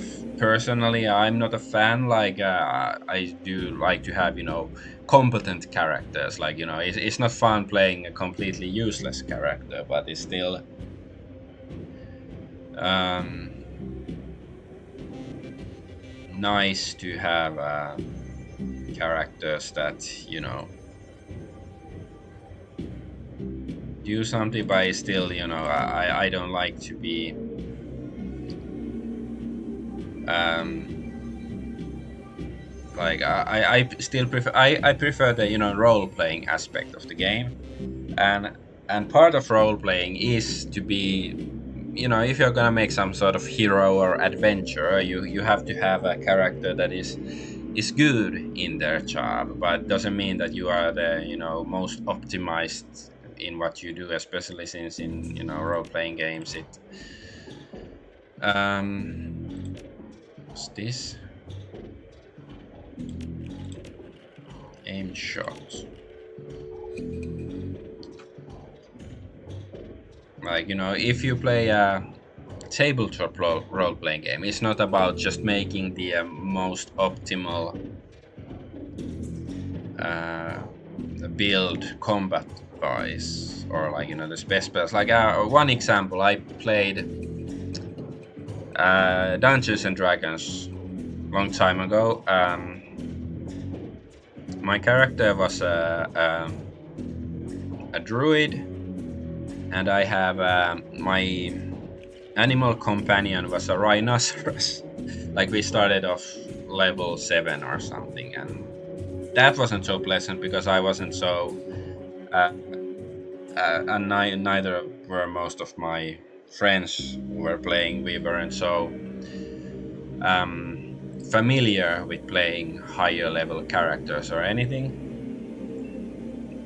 But anyways, like some of the spells I used was like because my animal was rhinoceros and they are big, and sometimes we went to dungeons or caves or whatever, and I there's a spell that you can I think is reduce animal. You can make your animal companion smaller, so I could bring him to those caves and dungeons. And the GM said that like nobody's ever used these caves. Like he was very experienced in Dungeons and Dragons, which for myself, I'm not that experienced in Dungeons and Dragons. I haven't played a great deal. Like I played more Pathfinder probably, even though we still haven't played that much Pathfinder either. But anyway, so yeah, it was you know funny to hear the experienced GM say that, oh, you're using these weird spells, but the spells are in the game, like uh because I guess most people try to play like they were playing World of Warcraft or something to make the optimal spells for combat and the best DPS and whatever, but like that's not how I play. Johnny leans on his seemingly brand new mop and surveying the crowd at the Union. Hey Johnny, I'm looking for where Cherry took Coyote. Piano is a little out of tune, check it out. Let's talk to this guy. The hulking troll bouncer in the immaculate suit stands as impassively as ever. The absence of dust on his broad shoulders is the only real indication that the man ever moves. He nods to you when you approach. Evening. I see Coyote is back, looking only a little worse for wear. What? We have you to thank for that. Uh, I didn't rough her up, if that's what you're wondering. If I had any reasons to suspect that, you'd be on the floor. But seeing as how you walked in together, I'm going to assume you had something to do with her being found. You have my thanks. Couldn't stomach losing anyone else so soon after what happened to Sam. I guess it's your job to care. More than just a job, it's my role in the Union family. It's how I belong. Mind if I ask a few questions? Haven't minded so far. You hear anything else about Sam's death? People are saying it was the Reaper, but people say a lot of things about what they don't know and what they don't understand. You know where I can find a fence? I think when Grass is at the bar near the stage, Dwarf with Cyber Eye can miss him. How long have you been working for Mrs. Kubota? I crawled here in after after I awoke. Mrs. Kubota took me in and gave me a job. I've been here ever since. After I goblin, Yeah, because I think the way these metahumans are born is that they sort of possess human bodies or something. So I'm not sure. Like, could it be that he was living as a human and then suddenly he turned into a troll or something? I'm not exactly sure on the lore, but yeah, it is sort of, well. There's an sort of a storyline, interesting storyline in one sense in Dragonfall, the next Shadowrun game. Like, maybe I'll discuss the issue more if I get to streaming that at some point. But yeah, I am, because I don't remember the metaphysics of this universe so well, so I'm not gonna comment it now. Do you have to pay extra for a manicure on hands that big? It's not the size they charge for, it's the blood under the fingernails. I should be going. Got you around. My lord. So can I buy something from this Van Grass guy?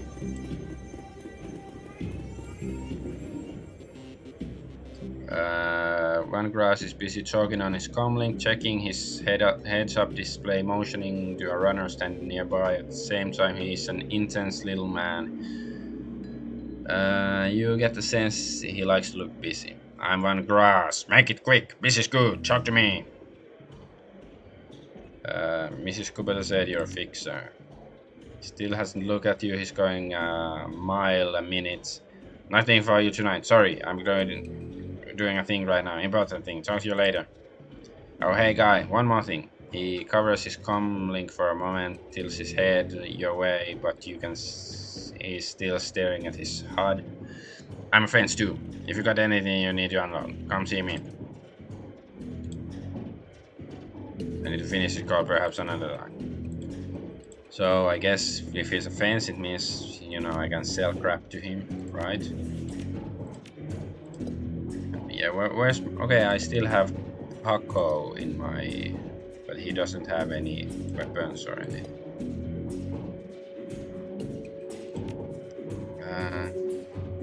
Yeah, where's my stash? Is it here?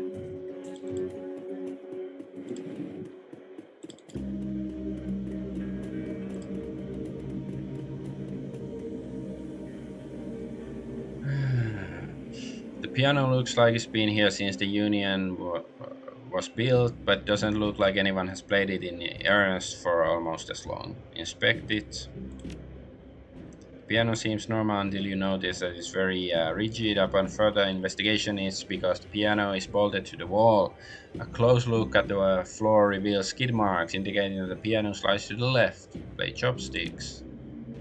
You're a natural, you should give up shadowrunning and become a touring pianist. Johnny does not look impressed. Play Gufk. As you slowly peck the notes out on the keyboard, they spark a faint memory of wonder, immediately forgotten as the entire piano slides to the left, revealing a hidden staircase. You descend the stairs into the Union safe house.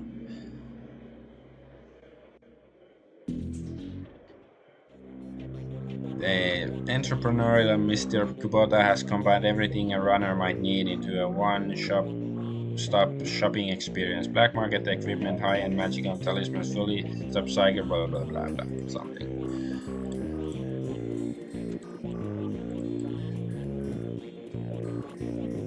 Welcome, no box available.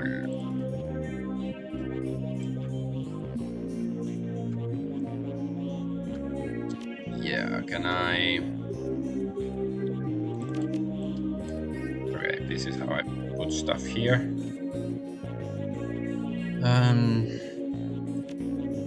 Paco has nothing. Guess I can save one slot. Oh yeah, and I can buy one more spell. Guess I should. Okay, this is the medicine, whatever, medic. Algernon. Pass the bar. The edges of the safe house become somewhat indistinct due to the magical haze surrounding the particular elf. The man seems only half of this realm, his mind wandering the far horizons of astral space while his body pedals in otherworldly wares. Good evening, young elf, and welcome to this humble home that we call the Union. I am Algernon Halftree. To ease your way through the sixth world, I offer you the best magical foci, spells and fetishes for the conjuring of spirits. Let's see what you have. So, okay, he has some mage spells.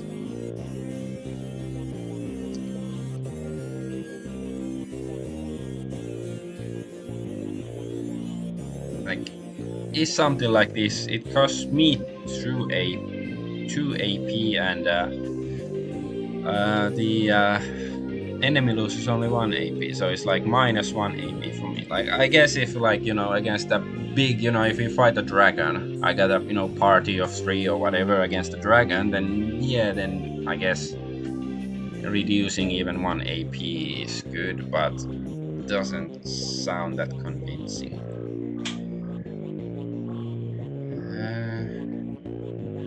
Well, this seems decent because it does 10 damage and -1 AP. So wait.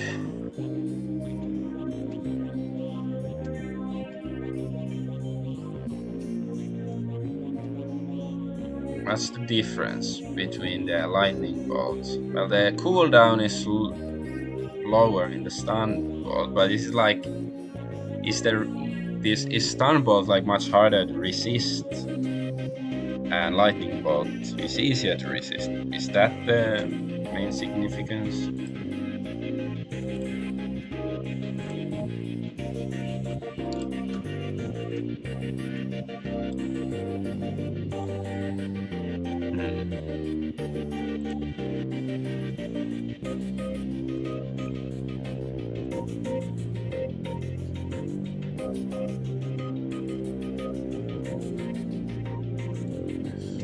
Dispel magic might be.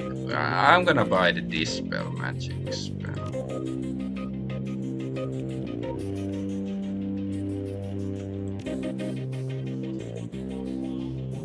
Okay, I guess I can unequip it if I wanna buy something better.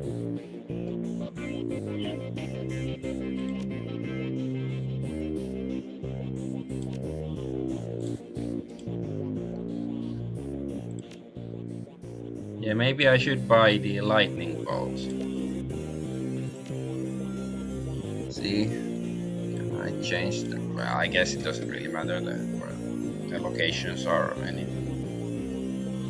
Okay. How much money do I have anyways? Ah, it's here, okay. It's less than 1,000, it's not that much. But hey, I don't think I have to buy equipment for my party members or anything. Change your clothes, change your life, right? Not only will you look better, not that you look bad now or anything, but each one will help you keep on the right side of the ground. Take a look. Show me what you have. Tourist look. Is this like a Fear and Loathing in Las Vegas? Black hat.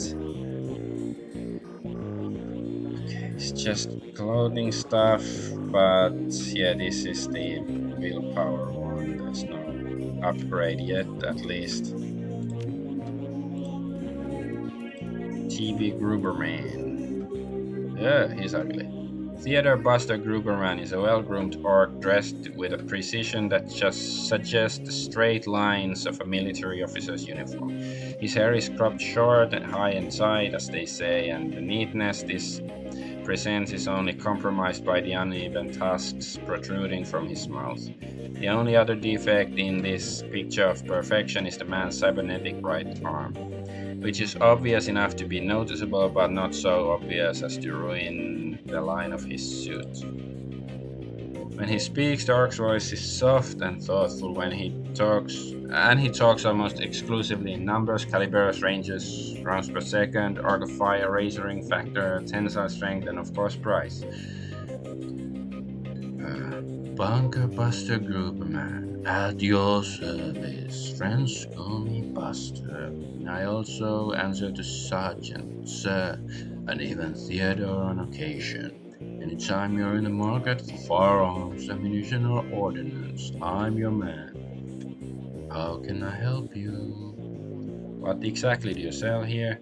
Things that go bang in all shapes and sizes, plus the other odds and ends on occasion. Consider me your own personal armory. All weapons are guaranteed to meet strict UCAS military spec or your money back. In addition, I can handle routine maintenance, repairs, and upgrades if you so desire. And if that wasn't enough, I can also teach a safety and instructional course every weekend. This week we are covering bayonets. Mark my words, they're making a comeback. So what can I get for you? Let's take a look what you got. Jessica Black Scorpion. Oh, that's not a lot of damage.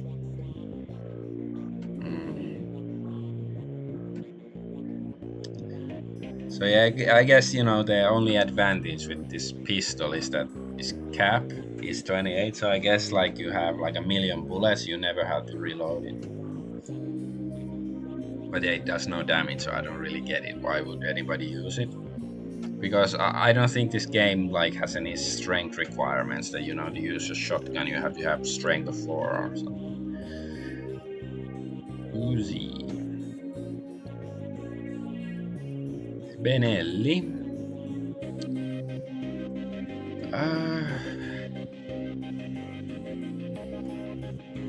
So yeah, Benelli has lower damage, but it has higher cap. So I guess I can fire it 4 times without reloading. It's like maybe, or can I?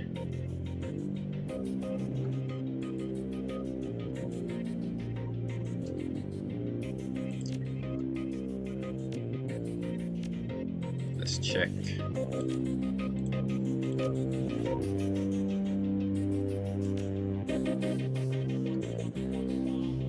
Because I have this slot here. I'll see if I can actually dual wield shotguns, basically.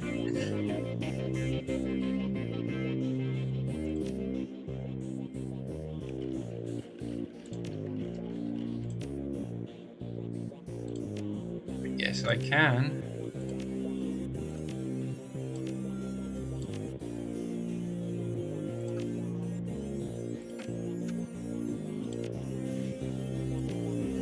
Yeah, so I can start off with the street sweeper, and when I run out of ammo, then use this to clean up or something.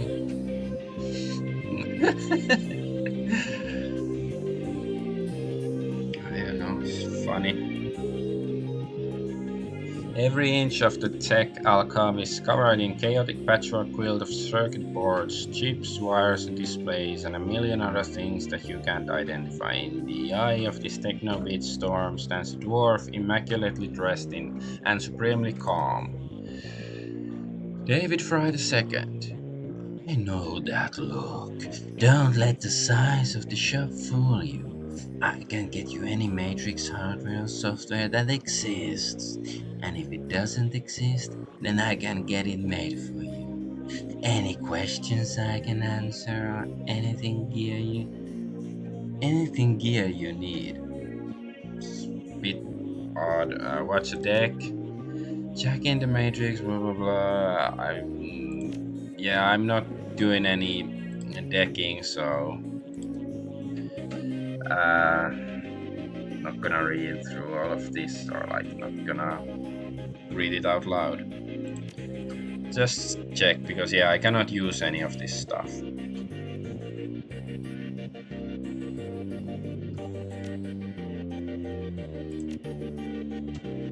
I'm being rude, let me also introduce you to our President Decker and my good friend Johnny Clean. While in the same overalls you saw him upstairs, down here leaning on our workbench crammed with circuit boards, cables, and chips, Johnny Clean seems a totally different person. You get the impression that Johnny was once as and as invisible as most of the infamous Deckers today. Good to see you down here. Happy to be of help if I can be. Why are you dressed as a janitor? Did I stand out upstairs? No, janitors never do. Actually, I think he stood out. Everybody else was, dressed up some, cyberpunk Shadowrun or whatever, but he is a janitor and he has this earpiece. So yeah, I think he really did stand out. When I was younger, I had a rep for getting in and out, getting out of systems so cleanly that no one knew I was there. Half the Matrix runs that earned me my rep were made possible because I was able to get inside the facility posing as a janitor. Now it's just sort of part of me. How's taking used? Oh. Yeah. You can hack terminal stores, blah. Is it true you were part of the Echo Mirrors team? Let me take this one. Listen, I've known the guy for over a decade, and he's been smart enough not to tell me. So he's sure as hell not going to tell you anything about those days. For your health and his, let's let the subject drop. See you around. Yeah, I guess I don't really have to talk to them. Yeah. Because I'm not a Decker.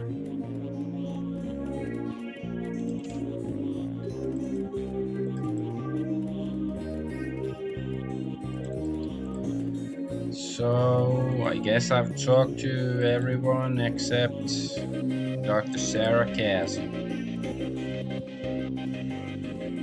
Make it quick. I need to operate. Thanks for helping me out back there.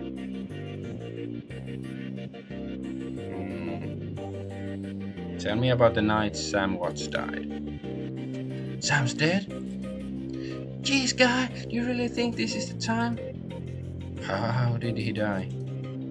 This is going to have to wait. This woman needs surgery now. Okay, folks, I'm going to have to ask you to sit in the waiting area, watch some trivia or something. This young lady and I have work to do.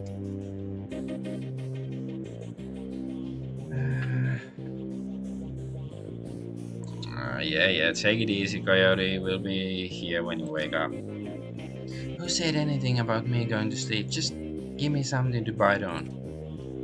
You're tough, kid, but you're not that tough. Okay, Coyote? Let's take a look at your face. Leave it. Excuse me? Coyote. I earned this face by being stupid. Gonna keep it. End of story. Whatever you say, kid. With one swift move, she sinks a syringe into Coyote's thigh. Nighty.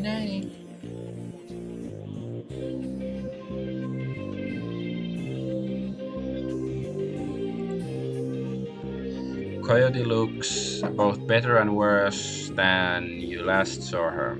All the gaping holes are plugged and she is sporting a shiny new cyber arm. But now that the adrenaline has worn off, it's clear she needs some rest. Good morning. Thanks to the miracle of modern science combined with Doc Castle's magical healing powers, I'm almost as good as new. Better, really. Nice arm. Coyote looks genuinely sad. Look, about Sam. Yeah. I can't say I'm surprised he's dead. Sam was on a downward spiral a long time. What can I tell you? Tell me about Sam. I heard you liked him. I did. He made me laugh. No one else seemed to like Sam's jokes, but I did. No accounting for taste. Sam made some bad jokes. Not when he was so sober. He was chill and funny. I guess I knew him the best of everyone here. Sorry he's gone. You served Sam the night he died. What do you remember about that night? It was pretty average night. Regular crowd, as I remember. Sam was drinking with a guy named Armitage. Jake Armitage. Yeah, you know him? Met him. He's a charmer too. She bites her lower lip. I like gingers. Anyway, Jake and Sam were having a few. Well, Jake was having a few. Sam was tossing him back, but good. Eventually, he got loud, the way he sometimes did when he mixed drinking and who knows what, and Mrs. Kubata wanted him ejected. Mr. Clue wasn't around, can't remember why, so she asked Jake to do the honors. Jake dragged him out the back into the alley, and that's the last time I saw Sam. You said he got loud. Do you remember what he was saying? She thinks. Standard Sam Drake. How he grew up rich, didn't deserve this. How he hated his mother, how he loved his mother. Just pretty pathetic stuff. Did Sam have any enemies? She thinks. Enemies? It's hard to say. Sam partied hard, and when he did, he ran his mouth off pretty good. Got his ass kicked on more than one occasion. But no, I don't think he had any enemies. At least none that I'm aware of. Uh, where did Sam live? On the streets mostly. He'd occasionally convince someone to let him flop on their couch, but he'd always overstay his welcome and get kicked out after a few days. Sometimes I sneak him down here so he could crash in one of the bunks. He used one the night before I saw him last. Uh-huh. How bad was his drinking? If it was just drinking, it would have been bad. But Sam wasn't a monogamous type. He dabbled in everything: booze, cheap drugs. He loved the nitro, whatever he could get his hands on.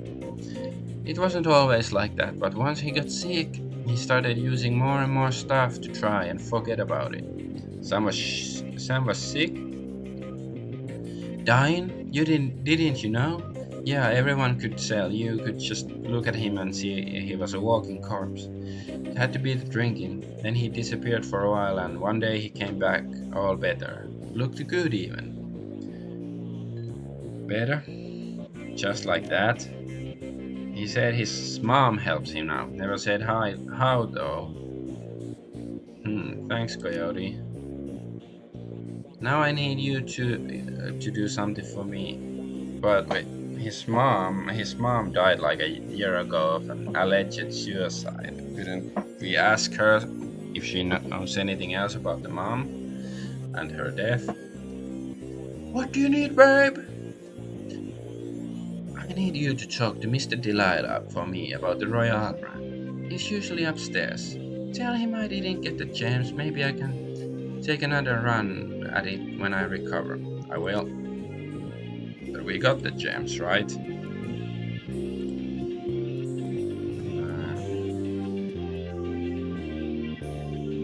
Is this Sam's bunk?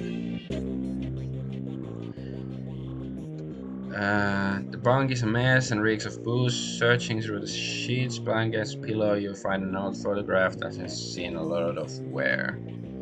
Got the image. Picture is of a blonde guy and girl, both about age 14, sitting on a dock at the edge of a lake. They appear to be twins.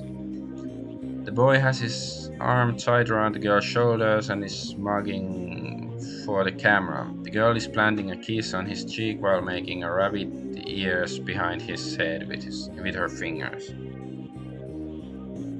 Check the back of the photo.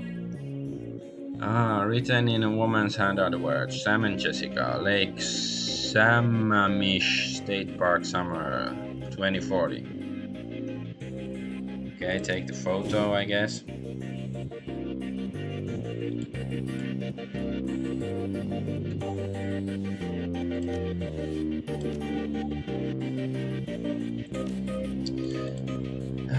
Let's go talk to Mr. Delilah first. Maybe we can ask her about Jessica. Delilah, oh Delilah. Mr. Delilah looks small and tough with an untraceable shoddy on his back and a heavy vest under his trench coat. He's got the air of someone who gets things done and occasionally does them himself. He might be an ex-runner, one of the rare ones smart enough to move over the management when he felt his reflexes slowing down. What do you want? Mr. Delilah, we have business to discuss. What business? I got no business with you. Coyote sent us. At the mention of Coyote, he finally gives you his full attention. Why didn't you say so? Coyote is late and my client is getting anxious. Where is she? She's getting stitched up. No kidding. Well, whatever. She's tough, she'll pull through. So who are you two?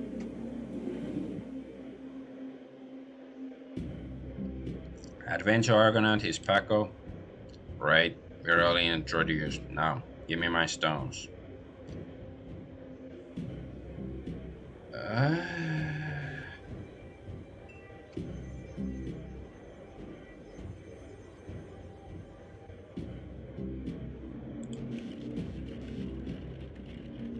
Yeah, I wanna see what happens if I keep this one with the hold back the pebble with the runes and give him the rest.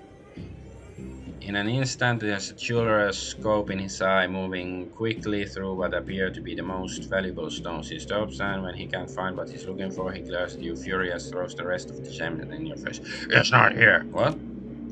He exhales and slowly wags his head as he speaks. Let me explain the way the world works to you. I hire someone to do the job, they do it. Then they get paid, and we part happy. Now you have something I paid Coyote to get me for me, and that makes it mine. So give me the pebble and we won't make any more work for Johnny Clean.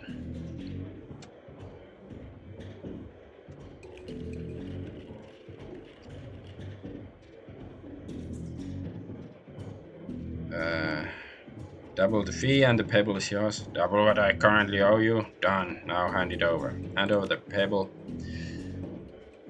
Coyote, I may not have told you, but the penalty for being late with the delivery was no pain.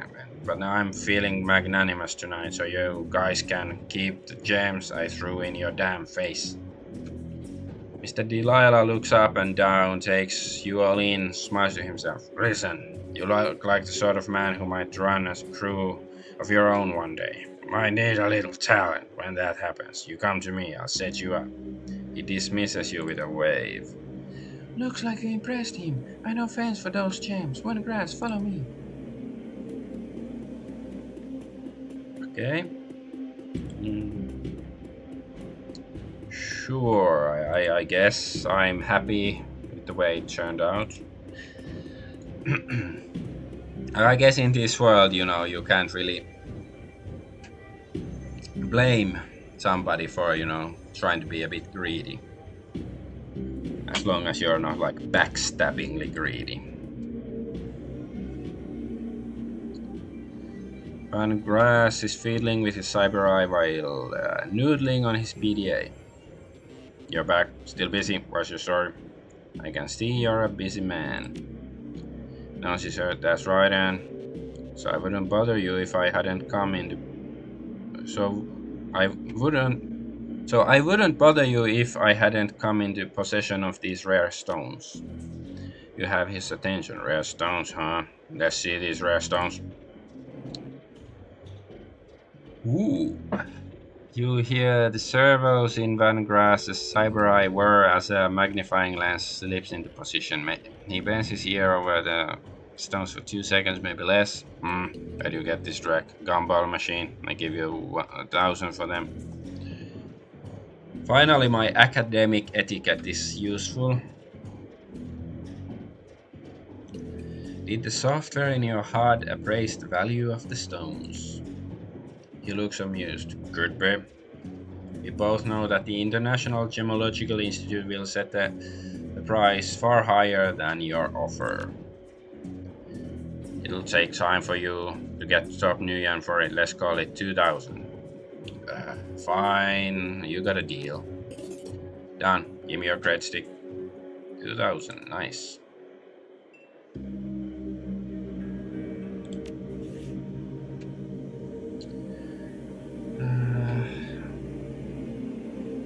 I haven't met all the black market vendors yet, I guess. So who do I still have to talk to? Is it like maybe it's the medicine woman, Dr. Quinn?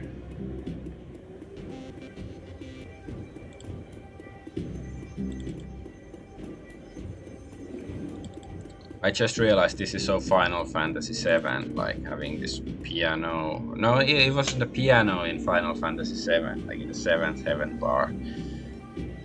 It was the like pinball machine or something. Like it goes down and then you can go to the hidden place.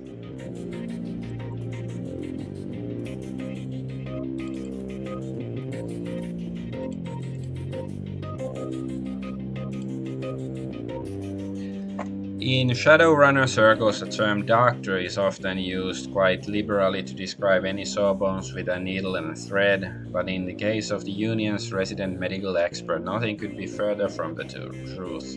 The safe house boasts a fully equipped medical suite, complete with shamanic fetishes. This is sixth world medicine of the highest caliber.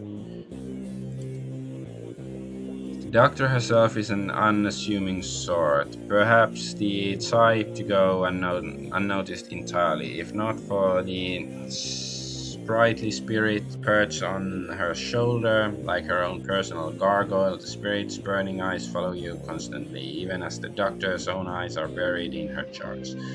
However, as she does look up long enough to acknowledge you as your approach, or whatever, blah blah blah. I'm Dr. Castle. I understand you were instrumental in bringing Coyote back to us. Thank you for that.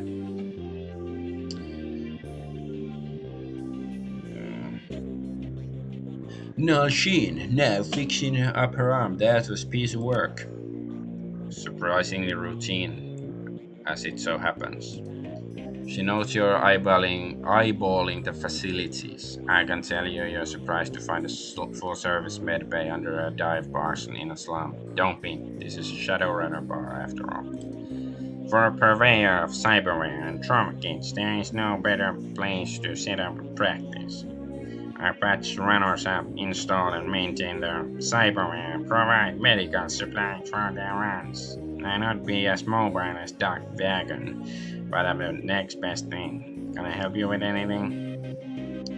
Tell me about trauma kits. Trauma kits are fully automated stabilization units that include a defibrillator, spray-on synthetic skin, and medical nanomachines.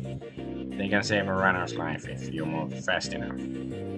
So if you're bleeding out, one of those can get you back on your feet. Exactly, but you have to be quick. This is Dark Vagon's own field tech, but even their stuff has its limits. What cyberware do you have? Okay, it's just...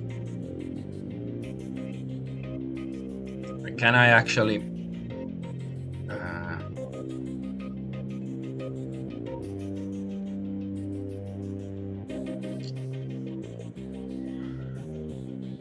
like this essence... Like, will it hinder my magic if I buy cyberware? I'm not exactly sure. Well, let's have a look if there's anything we really want. Just, plus 3% to hit is okay, but nothing exciting. But this might be nice. Plus 2 armor. Well, more quickness and HP might be nice too. Well, yeah, riggers and deckers, we don't need a data check, I guess.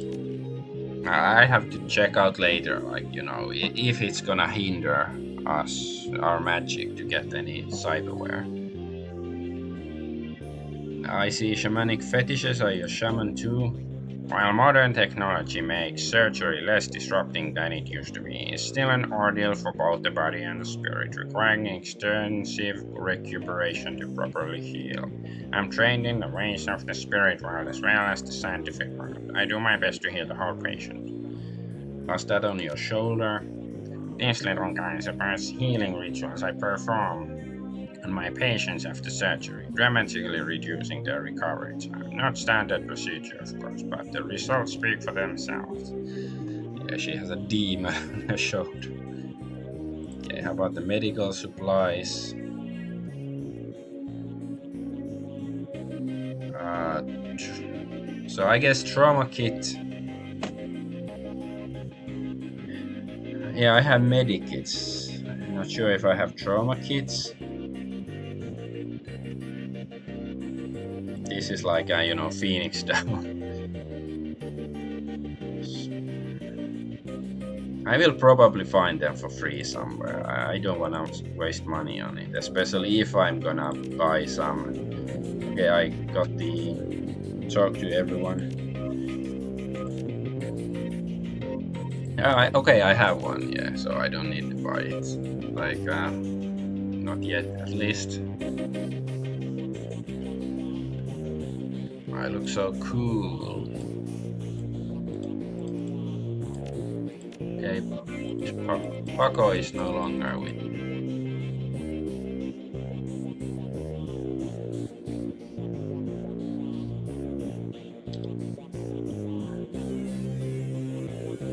I'm just wondering whether, like, and will willpower ever be needed, like in a, role-playing function? Because, strength and charisma, they're at least sometimes useful. But how about willpower? Is there, like, somebody's trying to dominate you, fast talk you and sell you some garbage, and then it's like, no, my willpower is so high, I will not buy it.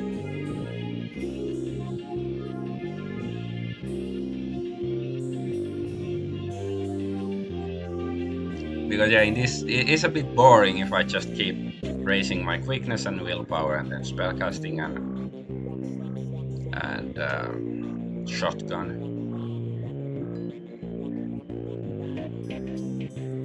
There's dodge.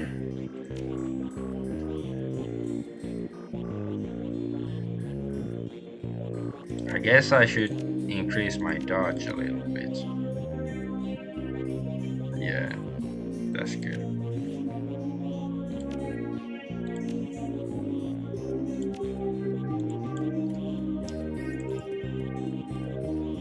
Okay, let's go talk to Coyote.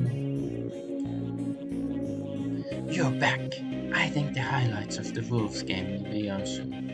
Wanna take a load off and watch with me? Did Sam have a sister? Her brow furrows. Yeah, I think he did. He mentioned her once. It didn't sound like they got along that well. Oh, your comlink chips. And the screen shows the smiling face of Officer Acquire. If he's smiling, it must be about money. Talk. There's been another Ripper murder. This one at the NTSB investigation facility down on the docks. You owe me for this.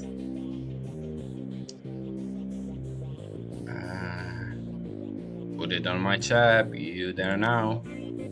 You better get here quick before McCluskey arrives. The image on your PDA dissolves as the call ends. Another Reaper murder. Where? The docks, I gotta go.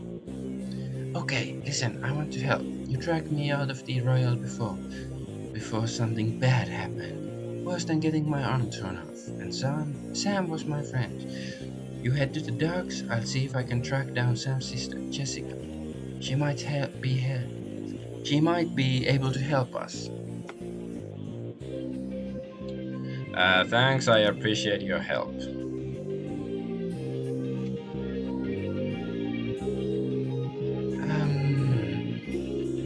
maybe this is the time to end the stream, because I think it's a very, a good and new murder case, so we can investigate it with a fresh mind tomorrow. Or, if I really feel like it, maybe I'll stream later tonight. I'm not sure yet, but yeah. So thanks for watching, and Adventure Argonaut is going to sail the not the high seas, but I don't know, the cyber Mediterranean. Thanks for watching. Bye.